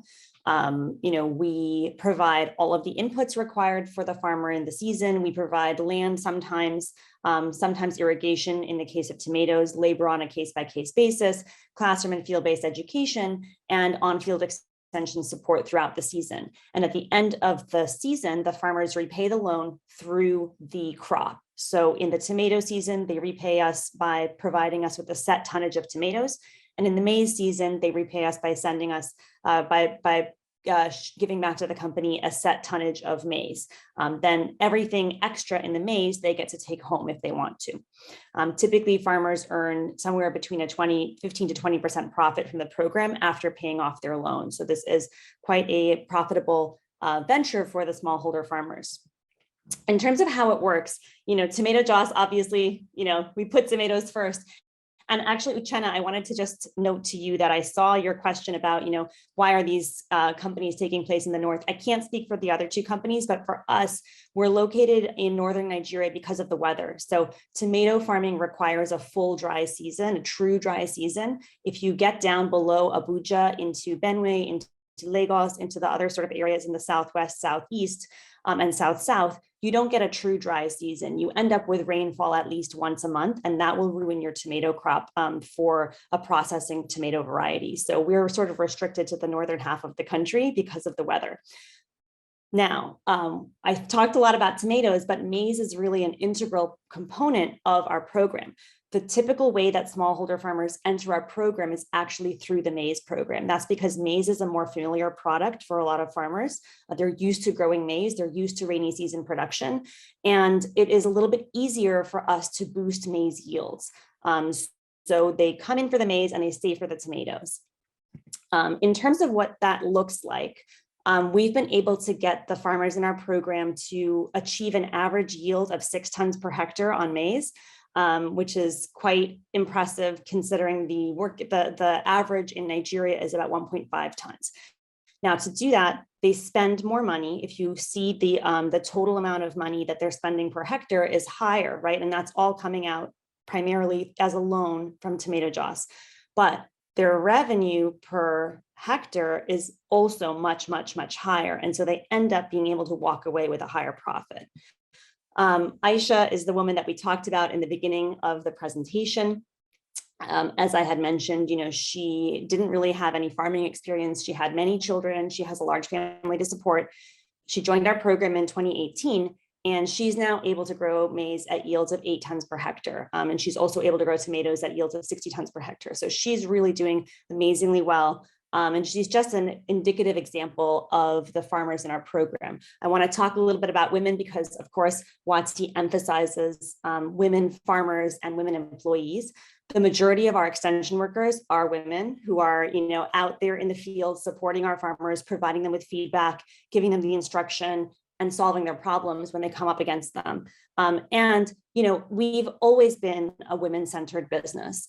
In our first year of our maize program, we had a very interesting situation where a lot of the husbands in our communities were very discouraging to their wives. We had one instance where a man in the community who was not in our maize program told his wife, "You will not be able to pay back your loan. The company's going to arrest you and I'll see you in jail," which is pretty discouraging, as you can imagine, if you're this woman who's trying to do this really hard work and your own husband isn't giving you the support. Well, this woman just sort of stayed quiet. When it came time to harvest, she told her husband, "Please, can you come and help me harvest?" And he was shocked to find that her field, with the support of tomato joss, was yielding 3 times more maize than his plot of land was yielding outside of our program.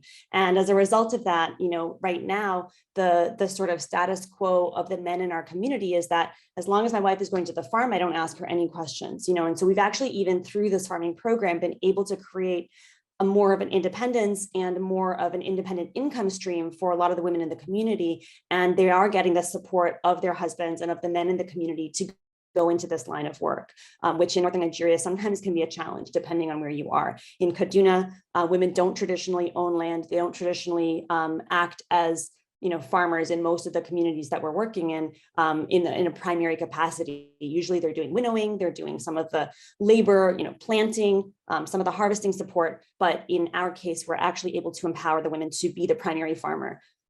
In terms of how the support has been with WACOT, basically, WACOT has helped us to grow immensely, similar to the story of WACOT. If you look at these charts on the right side of my screen, you'll see that the farthest right chart is our program after WACOT's support.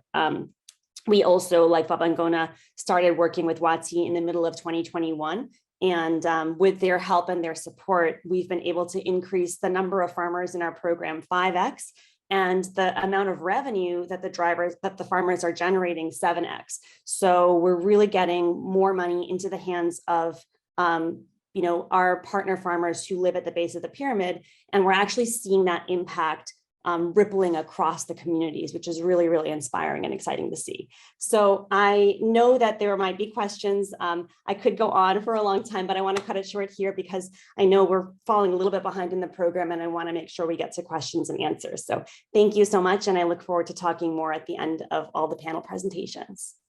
Thank you very much, Mira. That was a very, very enlightening presentation. So I would like to play the last video for this evening, and we will have something from Premier Seed present.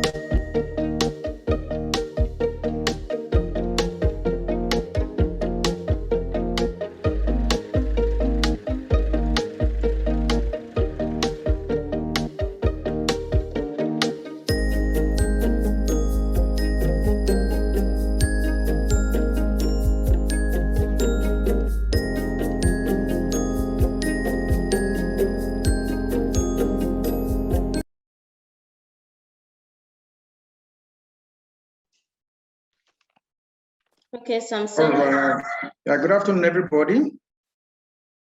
We'll just try to share my screen. Can you hear me, Blessing? Yes, we can hear you and your screen is up. My screen is on. All right, thank you very much. All right, the name is Afolabi Samson. It's nice to be here to share with you progress reports and achievements on the WATI supported project for Premier Seeds Nigeria Limited. And before I do that, I will just quickly give a brief on Premier Seed. Premier Seeds Nigeria Limited is a former seed industry in the country. Started activities of seed production and marketing in the last 2 decades. And we have been involved in that. Of course, we work with all of the field crops, rice, maize, soybean, and vegetables. The company is very much involved in the research and development of different crop varieties, production of these crops using outgrower scheme, marketing of these crops across the country. And our main mission is to provide quality seeds to Nigerian farmers so as to increase their productivity. We are currently located across the country in about 24 states. The map of Nigeria is showed here. The green balls there actually indicates where you can find Premier Seed office across the nation. Of course, the red ball you see in Borno means that we have just closed down the office in Borno, but we are already thinking around, reopening that office so that the farmers in that area, in that region, can also have access to improved seeds. And like I said before now, we have been in the business of seed production and commercialization in the last 2 decades. So it is what we know how to do well. I will not waste so much time because it looks like the model that we have also been operating with our outgrower scheme with farmers. It's same across board. Tomato Jaws has spoken a lot about that. Babban Gona has done that too, as well as WACOT, and that's around the same scheme. I will just probably say 1 or 2 things to some of the modifications that we actually brought into that scheme to make it a little bit more effective and also to include female or the women farmers. We all know that one of the major challenges of the Nigerian farmer is access to improved seeds. Either the seeds are not even available at all, or that these seeds are actually very far from the farmers. They are not even accessible. So one is, of course, the issue of accessibility, and the other is the issue of availability. And that's why, the trade, the USAID-funded activity has come up to support Premier Seeds, not only to make these seeds available to farmers, but this time around to also make it accessible to them, trying to take seed to the last mile to the farmers in their interior villages, so that farmers, not just the commercial farmers, even the smallholder farmers, can have access to quality improved seeds in order to increase their productivity. And we intend to reach as much as about 1,050 individuals, 70% of which are supposed to be women, through our outgrower scheme, which of course we have spoke, several other companies have spoke a lot about, but I'll just probably say 1 or 2 things. But the difference is this, we are actually considering farmers that are involved in seed production and not grain production. Most of the other speakers have actually talked about what they do is supporting, outgrowers, females specifically in terms of, grain production, but these farmers would have access, quality seeds to be able to have increased productivity in terms of grains. But we are trying to see how we empower outgrowers, especially female, in terms of, seed production, things that they were not really exposed to, or they have not been exposed to before now. And that we are doing across 7 states, Kaduna, Niger, Cross River, Kebbi, Delta, Benue, and Ebonyi states. So far, we are supposed to actually deliver on 4 objectives or 4 milestones. And as I speak right now, we have been able to deliver on the first 3 milestones, and we are working on the 4th milestone. And some of the key achievements that we have registered so far include the registration and training of about 789 farmers. These farmers, were trained on the most important good agronomic practices. But I mean, ranging from, the site selection, the planting methods, the quantity of fertilizer to be applied per hectare, the method of applications. We also looked at climate smart agriculture and conservative agriculture, how they can still conserve the environment, conserve the soil, even while they use them on a yearly basis. We also taught them a little bit around pre and post harvest operations in order to cut down post-harvest losses, because some of the things we see with most of the farmers is even after you have taught them how to produce a lot of seeds or probably grains, post-harvest losses still accounts for over 30% of what is coming out from their farms, and that is also cutting down on the productivity of their farms, as well as their economic status or the economic returns of their investment. So we are actually trying to see how we build their skills in post-harvest and pre and post-harvest, operation. And this we did across all the states. Then, of course, one basic thing we did was the distribution of seeds. When I say seeds now, these are foundation seeds.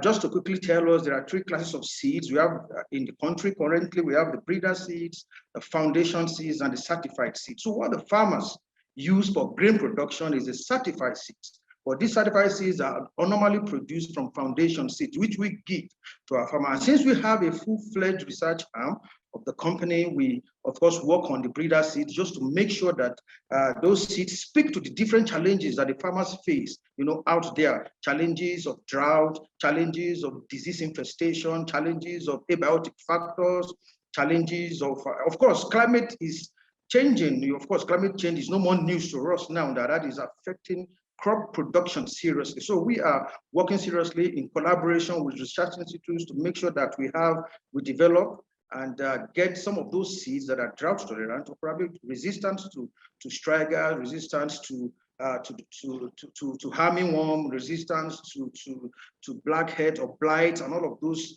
constraints, or some of those factors that affect crop production on the fields. And that is why we are key in terms of providing quality seeds to our farmer, because once the seed is of the best quality, if the farmers plant grains that are not carrying all of these features that I've just mentioned, no matter the quantity of fertilizer applied, no matter the agrochemical used for weed control and all of those, the yield will still be down there. Their productivity will still be down there. We wouldn't have been able to increase their productivity in any way. So seed is the major thing that the farmer that we need to consider first. Then every other complementary inputs come in. So we distribute good seeds to these farmers, quality seeds with different futures.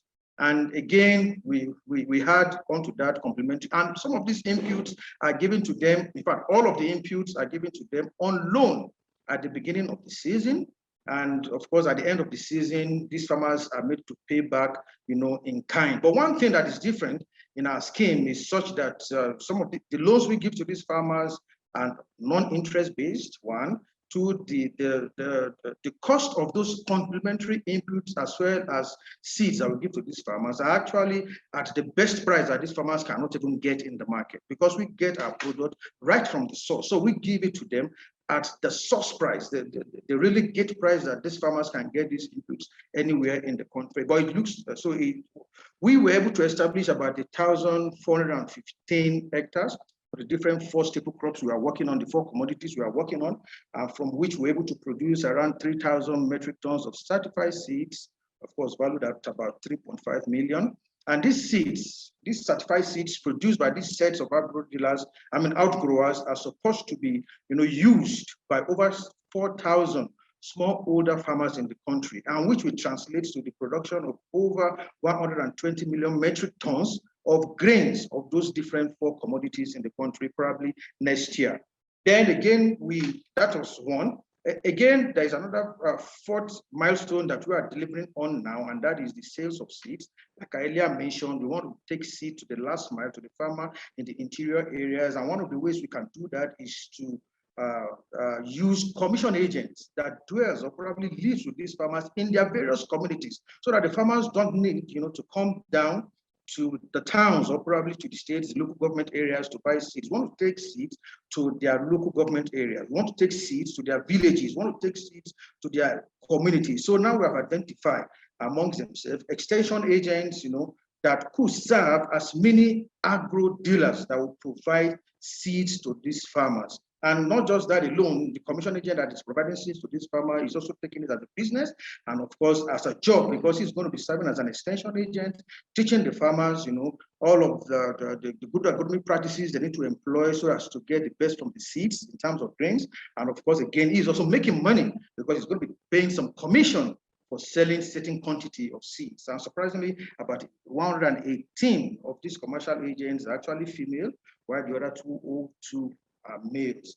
And of course, we are currently registering because we want to do a survey to see how this program or this project has been able to affect, the grain farmers, those farmers producing grains, and that has to come in terms of yield increase or productivity on their farms, as their income, increase in terms of, the quantity of grains they are getting per hectare. I like what the lady from Tomato just said, on the farmer's farm where the farmers use grains or probably some other techniques that are not approved, she's getting about 1.5, but eventually when they use their own method, seeds and methods, they introduce to the farmers were getting about 6 tons times 4 what ordinarily she has been getting before. And that's the kind of story we are expecting to see, by the end of this season.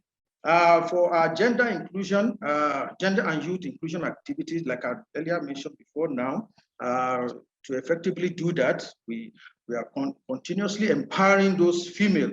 One key thing that we do is training, because seed production is not like grain production. There are a lot of technical things that surround that, and we have tried as much as possible to empower these women so that we can, going forward, even after the project winds out, these females can continue to serve as registered outgrowers, experienced and skilled outgrowers for Premier Seeds Nigeria Limited or any other seed companies out there, because they would have learned the techniques for seed production over time. And like I said, about 70% of those that we are using currently are female. Then again, we have the loans that we give to our farmers. Like I said, the payback is so easy. Of course, we have recorded about in the last few years, we have been able to record over 98% recovery. We have never had defaults in any way, just like I told you, because we have a system in place that tracks. We do not actually link females to other females or to their males or to their husbands. What we do is that we make the female own it, because one of the way we had encouraged, we had resistance before now. At the beginning of the project, we had some resistance because the husbands, or probably even within the community heads, the coordinators, were sidelining the female. They had this bias for the female, that the females cannot, take part in our program, because our program is more or less like a special kind of program. But the female, we made them understand that when the female own, or when these women own these accounts, they are registered and they know they own it, then they are encouraged. Then of course, we also brought in the husbands to also participate, and that also encouraged the husbands, allowing their wives to participate in our program. And of course, we procure our seeds from them at premium prices. When I say premium prices, these are prices that the farmers cannot get elsewhere. They are always not less than 20% above the prevailing market price as at the time we are buying these things. That is a premium. So if a bag of maize is selling for 200 naira in the market, we will not buy less than 220. And we also bear the cost of transporting these goods, from wherever they are being produced from their farms, to our headquarter office or to our factories. And that encouraged them a lot, especially for the females. Again, we have to go in there to help them in terms of labor, because it's also very difficult, especially in the northern part of the country, for a female to employ males, to work for them and stuff like that. Even in fact, it was also a problem for them to own fields or to own their plots, but we had to come in and intervene using the villages and the coordinators that we have around there. And one thing that actually helped us again was that we grouped this female into cooperatives, such that they can work not as a single woman, but this time as a group of women, doing the same thing and trying to achieve, the same goal. This is just a picture of some of the females we used for some of our production. I will not waste much of our time because I see we have spent so much time. Thank you very much for listening. Thank you very much, Mr. Afolabi. That was a very wonderful presentation. And we've come to an end of the presentations. Now we will be discussing with presenters. And I would like to start by saying all of you did mention that one of the criteria of working with the West African Trade and Investment Hub was actually to, engage women, to achieve the target of 50% women and 50% youth, their participation in your project. And you also all mentioned individual challenges that you faced. Did you find this question now is for you, Habiba, because you said you had to tweak some of your original strategies to, fit in the trade hub requirements. So did you find that number, that 50% of women participation as, an ambitious target? And how did you do? What did you do to overcome that constraint, if it was? Habiba?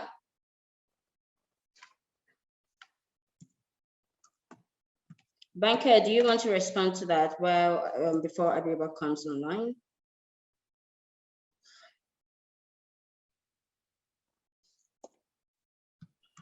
Hi, Blessing. I was not able to unmute myself. Oh, sorry about that.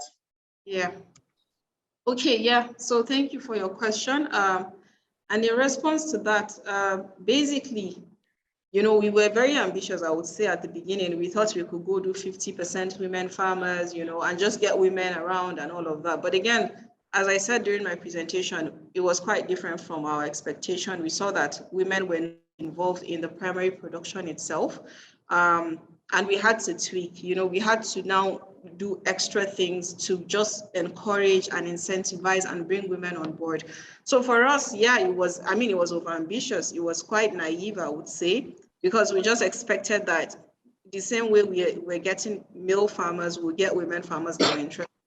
So we had to do a little bit more work in terms of mobilizing, in terms of engaging stakeholders who would inform these women in sense of working via their husbands, in some cases. So we had to go and even approach the husbands first to allow their women come out and access support. Again, another thing that we did was to hire female field officers, right? So when these women saw that there were women that would be working with them on the field, registering them and supporting them directly, it was quite easy to get on board.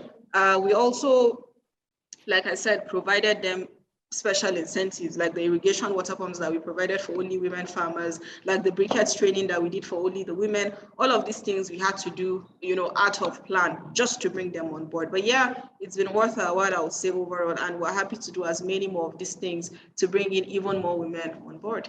Thank you. Thank you. And Banke, during your presentation, you shared statistics that you had 100% farmers and just 8% of these farmers were women. And you mentioned quite a number of challenges, and you said you had to come up with 2 different initiatives to respond to the women need. Habiba have shared some of the strategies they use, engaging women as field officers and also directly meeting the men to seek their permission to allow their wife, the woman in their household to participate. Do you think that strategy can work effectively for Babban Gona, or what do you think you can do, or what have you done to achieve the 50% target, for the trade hub farmers? Okay, so I would say that so essentially the initiatives that we're piloting are the things that we're actively working on doing to encourage female participation. I think the things that Hadra said, as they still are applicable for us. We can get female extension workers. I don't think that it's an issue, but we need, again, we need the interest. We need to find the women who are available to work, who have the farmlands, and who are okay to actually farm. And because we are predominantly only farming maize at Babban Gona. So again, I don't know if we had a diverse, or if we're operating in diverse value chains, it will help. Again, but since we're predominantly farming maize, really we're doing everything that we can get. I mean, we're seeing a bit of results, maybe not as fast as we would like with the initiatives that we have, but for us, we feel like the initiative that we're piloting is our own way of sort of addressing these challenges that we have encountered. Thank you very much. Mira, your presentation was really engaging, and I really like the story about Aisha. It was a personal decision for Aisha not to farm because she felt the poor yield, the uncertain market. So this was a personal decision for her. And you being a woman, you're running a business like Tomato Gels. How has it been for you to, break all these barriers and also go past the challenges that women have in assessing opportunities that will help them thrive in the agri sector? Thanks so much for the question. It's a good one. I used to have a lot of my teammates, especially the men, they would say, "Oh, Ma, you're like a man," and I would always say, "No, I'm like a woman." I think that there's this underlying stereotype all over the world, right? That women are the gentler sex, and that women can't do this, and that we are meant to be in a supporting role. I've had even on my own team, people question it, and I feel like oftentimes I go the extra mile to show that I will walk farther than you, I will walk faster than you. I can be on the field all day long. It doesn't get me tired, because you do have to prove yourself in this industry. It is a male-dominated industry. And I think that the fact that I choose to do that, and that I have created that level of inspiration, on my team, that is the reason that we're able to attract, female extension workers to work on our team. And they say, okay, if Mira can do it, I can do it, and the female farmers also are really inspired. They're like, look, this company's run by a woman. Of course I can be a farmer. I can do this, I can do this just like any man can do it. So, definitely I feel that responsibility. I feel that it is very important when somebody gives me a compliment or what they think is a compliment to correct them and say, no, I'm doing it like a woman. And to continue to encourage, all different ways in which, women can contribute, whether as, employees and colleagues, or, farmers or off-takers, or market women selling our tomato products. It's really, really important to demonstrate that, look, we are a big backbone that's driving this economy, and we deserve, to enjoy the profits of that work as well. So yeah, it's important for me, and definitely, I think it's one of those things where, like anything, if you do what you say you're going to do, you start to command more respect. And that's really sort of how I personally try and do it. And that's how we try to run Tomato Joss with all of our teams. Wow, and that is great. Something for you also mentioned a lot of challenges, and I'm just keen to learn, being a man, and it's a research firm. I don't know if you have more men or women working in your firm.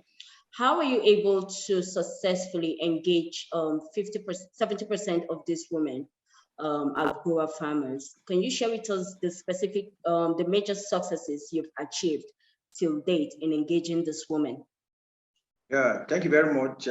Nice having me again here. I think I mentioned a few of them while I was presenting, and one that I did not, I think I will start with the one I never mentioned, and that is the recruitment of female field officers. At the beginning of the project, we had to recruit qualified, 4 qualified agronomists to work with these women, because we come to understand that the women were more comfortable speaking to females than speaking to men. And sometimes, especially in the northern part of the country, we couldn't even penetrate, we couldn't even reach those women, because we had resistance from their husbands. So we had to employ field officers, agronomists now, that will not just talk to the women or have access to them, but this time around, teach them even on the farm. These agronomists were with the farmer, with the farmers, with the women on the farms, anytime they are going to the farm, to teach them, each of those things that we wanted to pass across to them. Another thing we did was to do direct registration, like I earlier mentioned. We ensured that we register the woman, each woman, to ensure that they share their opinion, their voices are heard, and also have direct benefits, for the inputs we are giving, even direct payments of whatever their benefits will be at the end, of the season. And they were so happy about that. In fact, that was one of the things that encouraged them to even want to join us. Another thing, again, another strategy was to register in some cases, especially in the southern part of the country, in the southeastern parts, specifically Delta and Cross River. We had to register both spouses. Both the man and the woman. The husband and the wife were registered on our platform, and they took part, because that was the only way we could get the female onboarded. Again, like I said, the female field officers we employed, one strategy they did was to provide them support in terms of, sometimes they had some other social issues, or probably, household issues that these people can talk to them about, take out time to also look at, some of the challenges they have at home, aside what they are doing for us as outgrowers. We also want to, like, some of them have kids, some of them have, to take care of home and all of those. So there are times they cannot even come to the farm. There are times we cannot even reach them, but the female working with them have that understanding. I was able to advise them better on time management, and stuff like that. And they were able to plan adequately on when and how, to go about that. Another strategy, which was the big bank, was the cooperatives we had, and we had a farmer leader, a woman leader as the head of that cooperative. That is the farmer group. We had to put some of these female in groups of 20 in some of the states, and we have a leader, a female leader, to head them, and they were all looking at, a common goal. So it's more or less like, it's like a concerted effort to ensure that they do not, fail on whatever objectives that we have set before them to achieve. Thank you very much. Thank you very much, Samson. I like the fact that you people use strategies based on the need of the region, right? For Niger Delta, you engage both the wives and their husbands. In the north, you engage female farm and field officers. That was a very smart one to do. I have a question for the gender manager from Gloria Echo. And the question says, how might an international NGO partner to improve health and wellness of smallholder farmers, including women, to improve access to their health, biometrics, blood pressure, heart rate, weight, body mass index, body fat composition measurement at their farm sites? This is to reduce the health burdens they have. Thank you. So Anne, do you have a response to Gloria's question? Yeah, thanks, Blessing. I think I responded in the chat, because it's similar to some of the questions that were asked. How can others access the grants from the Trade Hub? But let me mention that the Trade Hub has been giving grants. This is the third year. So a lot of ground has been covered. But if you go to our website, I've put in the website address there. Just go to the website. You have a frequently asked questions. That will be very good for you to look at the questions and find out whether you meet the target that we are, the criteria that we have to be able to give you grants. So all the information is there, if I should say. So it would be good to check what we have on our website. I put it in the chat. I don't know whether we should still put it up again. Blessing. Yes, so we can still put the web address up. And yes. I saw that Mira also did a great job responding to most of the questions, asked ask specifically to her on the chat box. Habiba, someone from CADPA World is asking if you're looking to export to Sierra Leone, and also if you're looking to farm monitoring using satellite remote sensing for expansion across Nigeria. Habiba, do you have any response to this?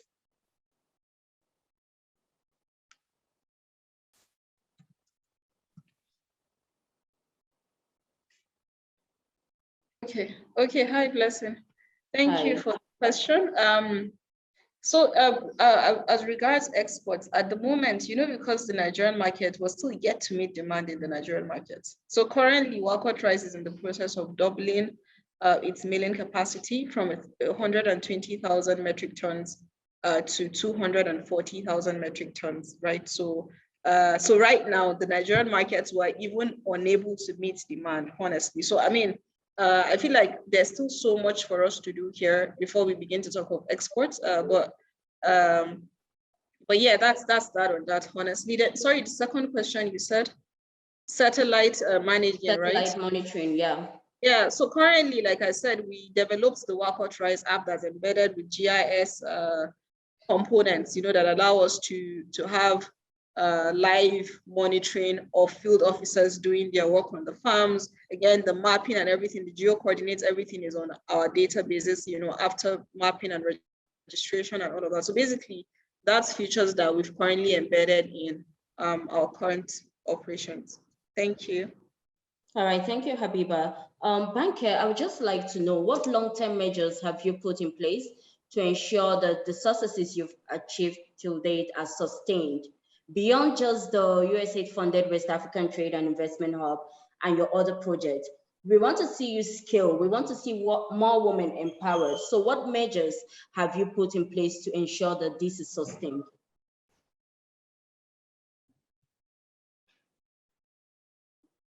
Can someone unmute Banker, please?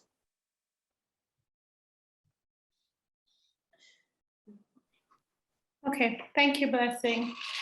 So with regards to the measures that we're putting in place, I think for us, it's just continually thinking around, how we're carrying out our sensitization activities, like with respect to onboarding more women.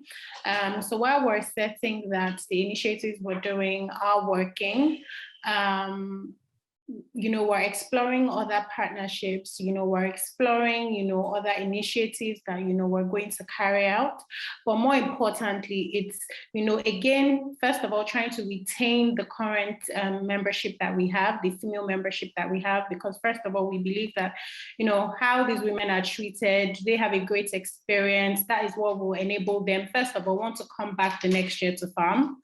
And again, we know that, word of mouth referral does a lot, especially with regards to farming. So if they've had a very good experience with us, first of all, that will go into retaining them for the next year, and then also giving us referrals, maybe to their friends, and colleagues as well. So for us, it's one, ensuring that these women have the best experience when they are with us. Make sure that, there's very little or no complaints that they have, or even if they have, it's been addressed very well. And so that they see that, we really, so to say, we have their back and we're supportive of them, and that we can continue to ensure that we take their feedback on to, build the project and make the project as accessible for them, for the coming years. Thank you very much. Mira, I would hear from you projects. I would like to hear from you what advice you would give projects just starting in the agricultural sector that are seeking to have high women participation and better support for women.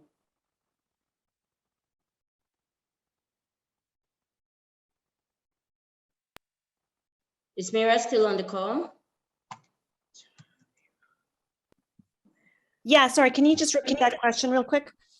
Okay, what advice will you give projects just starting in the agriculture sector that are seeking to have high women's participation and better support women?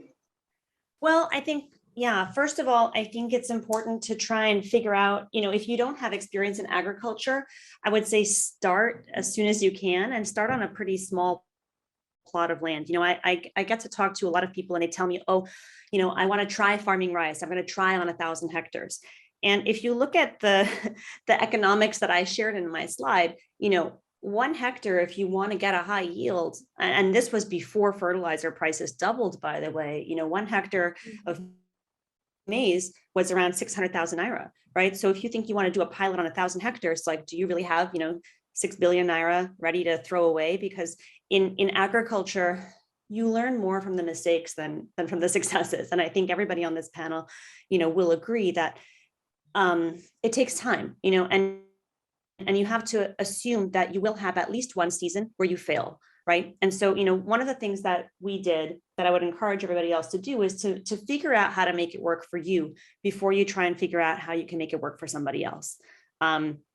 We try to do every single thing before we have smallholder farmers do that thing, whether it's trying a new variety, trying a new fertilizer, trying a new fertilizer application method, trying a new method of planting. We always try it out ourselves first. So I would say definitely, women want to do something, everybody wants to do something that's going to be successful, right? So it's really about, figure out what can be successful and then figure out, okay, now how can I find, the women that will participate in this program? Another thing we don't talk about a lot with agriculture, but we talk about it a lot with technology is this idea of early adopters. You want to find people, and they may or may not be women, who are curious, who want to ask questions, who are willing to try and do something different from the way that they've been doing it before. In our first year of working with smallholder farmers, first we worked for about 3 years without any success on the smallholder side of the business, really primarily focusing on, how do we get our tomato yields up? How do we get our maize yields up? And then we said, okay, we have an idea of how we can do this. Now let's try and figure out how we can get smallholder farmers to adopt this. But initially, most of the farmers that we approached didn't want to do it. They were happy doing their own methods, using their inputs and their style. But it was very, very few farmers who said, okay, I'm willing to listen, I'm willing to look. And then from there, it grew, right? So it's really about figuring out what works for yourself before you try and make anybody else do it. And then really looking in the community for those people who are willing to try something different and working with them, because as they become successful, the regular, farmers in the community will now start to say, hey, that looks cool, let me give it a try. Thank you so much, Mira. And this is the last question I'll be taking from the audience. It's from Uchenna Azike, and it's for Habiba. It says, how well do you think you manage your waste, considering the volume of rice chaff burned to produce 1 MW in line with SDGs? Habiba? Thank you. I think I've unmuted myself, yes? Yes. Can you hear me? Okay, great. Yes, I think I just responded via chat, but I'm just going to respond for the benefit of others as well. So essentially, because we're able to burn this husk, the rice husk that is otherwise waste material that will be dumping in the environment, 100% to generate energy that is used to fuel about 90% of the energy requirements of the mill. We're able to 100% recycle waste material in that respect. With regards to water, like wastewater that comes from running the factory, the parboiling and everything, we have an effluent treatment plant integrated on the facility. So what this does is that the water that goes out of the factory is good enough to feed fish ponds. It's clean enough to feed fish ponds and irrigation support, or irrigation water for farms across the facility. Again, we also have the dust management, so that captures dust. So that means that when you go to our factory, it's not drowned in smoke and all of that. We have all of these things integrated, to just help the environment. Thank you. Okay, thank you so much, Habiba. And just before I call on Olori to give the closing remarks, I would like Samson to tell us what long-term positive impact he hopes for Premier Seed to achieve, in the coming years in terms of the lives of women they work with. All right, thank you very much. On the part and of just before you Premier... respond, sorry, Samson, someone wants to know if the seed you produce are organic. He says if they are organic, you should please take his contact. Have you responded to that yet? I'll do that, right? I will respond to okay. that. All right. Yeah, thank you very much for that. I will just probably look at it from two perspectives. On one side is the sustainability plan for the farmers that the women that we have engaged or onboarded as outgrowers. We intend to continue with them because with this project, we have been able to increase our production by over 25%. Before now, we have always done between 4,000 and 6,000 metric tons of certified seeds turned out to farmers in the country. But as we speak now for this year, the project is just a year old, and already we are hitting about 7.5 to 8 metric tons, or 7,500 to 8,000 metric tons of certified seeds. So we intend to keep using those women that were already onboarded and registered fully as outgrowers. Again, the commission agents onboarded, these are commission agents currently, but we see them transforming into mini outgrow dealers, because whatever commission they will be able to raise from selling our seeds this year should be enough to raise capital for them to become, self-reliant at the end of the day, so that they can develop and build their own business, becoming not just agro dealers for seeds alone, but agro dealers for complementary inputs. And on the part of Premier Seeds, what's one long-term impact that we see on this, just like I mentioned before now, is increase in terms of production. Production is increasing because the quantity of seeds we are producing now is increasing. Then our products are also expanding to areas that ordinarily we have not been able to reach before now. So it's expanded market also for us as Premier Seeds. And of course, we are now saying that Nigerian farmers will now have access to improved seeds. What used to be between 20%, 10 and 20% before now should in the long run increase to over 40, 50%, not to be ambitious. Thank you very much. Okay, so thank you very much, Samson. I would like to thank you all for joining us today. It has been a very informative and enlightening session. I would like to invite Olori Bode Ajayi, the president of the Borderless Trade Network, for her closing remark. Thank you, Blessing. Oh my goodness. My head is literally, it's hot. I'd like the audience to give a virtual round of applause to all the panelists and the West Africa Trade Hub team for hosting such an enlightening event today. Honestly, the stories, the work that is going on behind the scenes in the agriculture sector that has been shared with us today is renewal of hope on many levels. So please give them a virtual round of applause. Well done to all that have participated in making today a huge success. I would also like to thank the West Africa Trade Hub again for the opportunity for the Borderless Trade Network to collaborate and to contribute to this discussion on empowering women, Nigerian women farmers, and bridging the financial inclusion gap.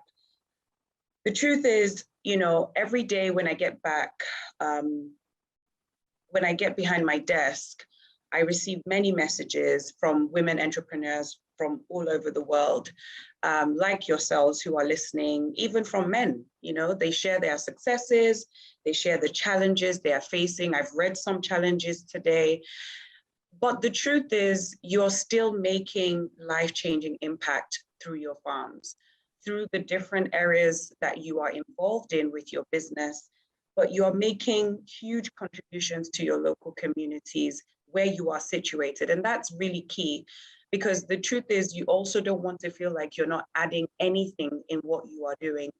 To me, you are the real MVP, because you're pushing through the challenges you're facing in such a volatile economy, but you're still rising above it. And this is really critical.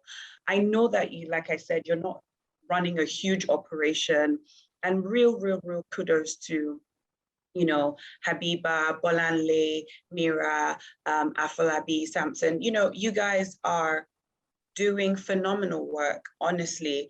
And I think what it did today was to show a lot of people that this is very much doable. If one, I mean, Mira said a lot of things, you know, get the knowledge, stick it out.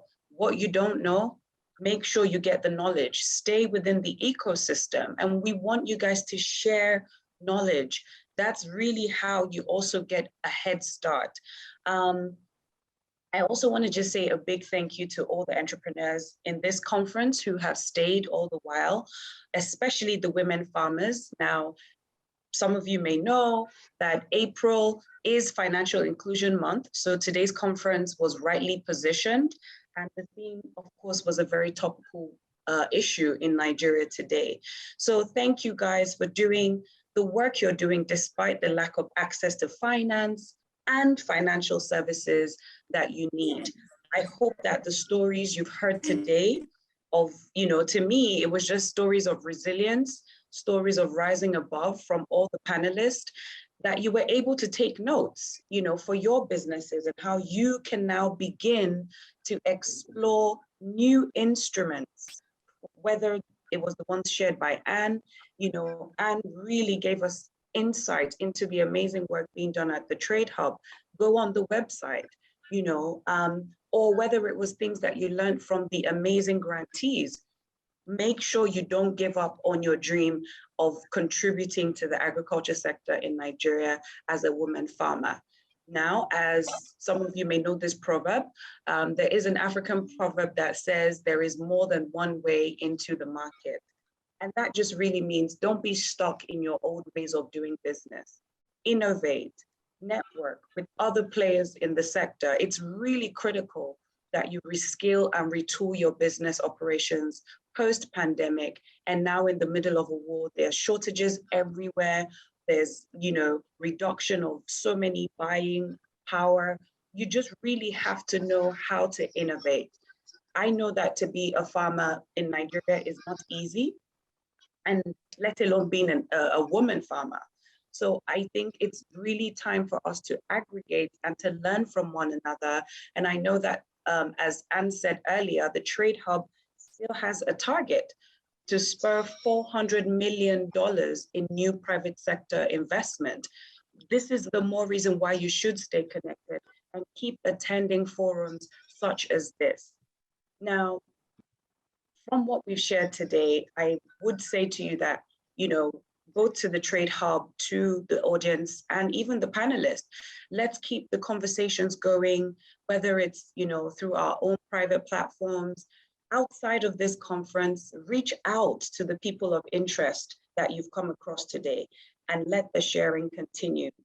I'll just close by saying, stay resilient. What you're doing as a Nigerian farmer, as a woman, is important to the economic recovery and growth of Nigeria. Thank you for being here today, and thank you for having the Borderless Trade Network. Thank you. And thank you, Mom. Thank you all for joining us. If you have further questions, you can send us an email at info@westafricatih.com, or you can just go to our email and drop us a message. We'll definitely get that. Thank you all of you, and thank you to the panelists who joined today's section. It was a really amazing conversation, and we hope to keep sharing information about what we're doing and how well we're doing. Thank you, Mira. Thank you, Habiba. Thank you, Samson. Thank you, Banke. And thank you, Anne, for sharing with us today. Have a good evening.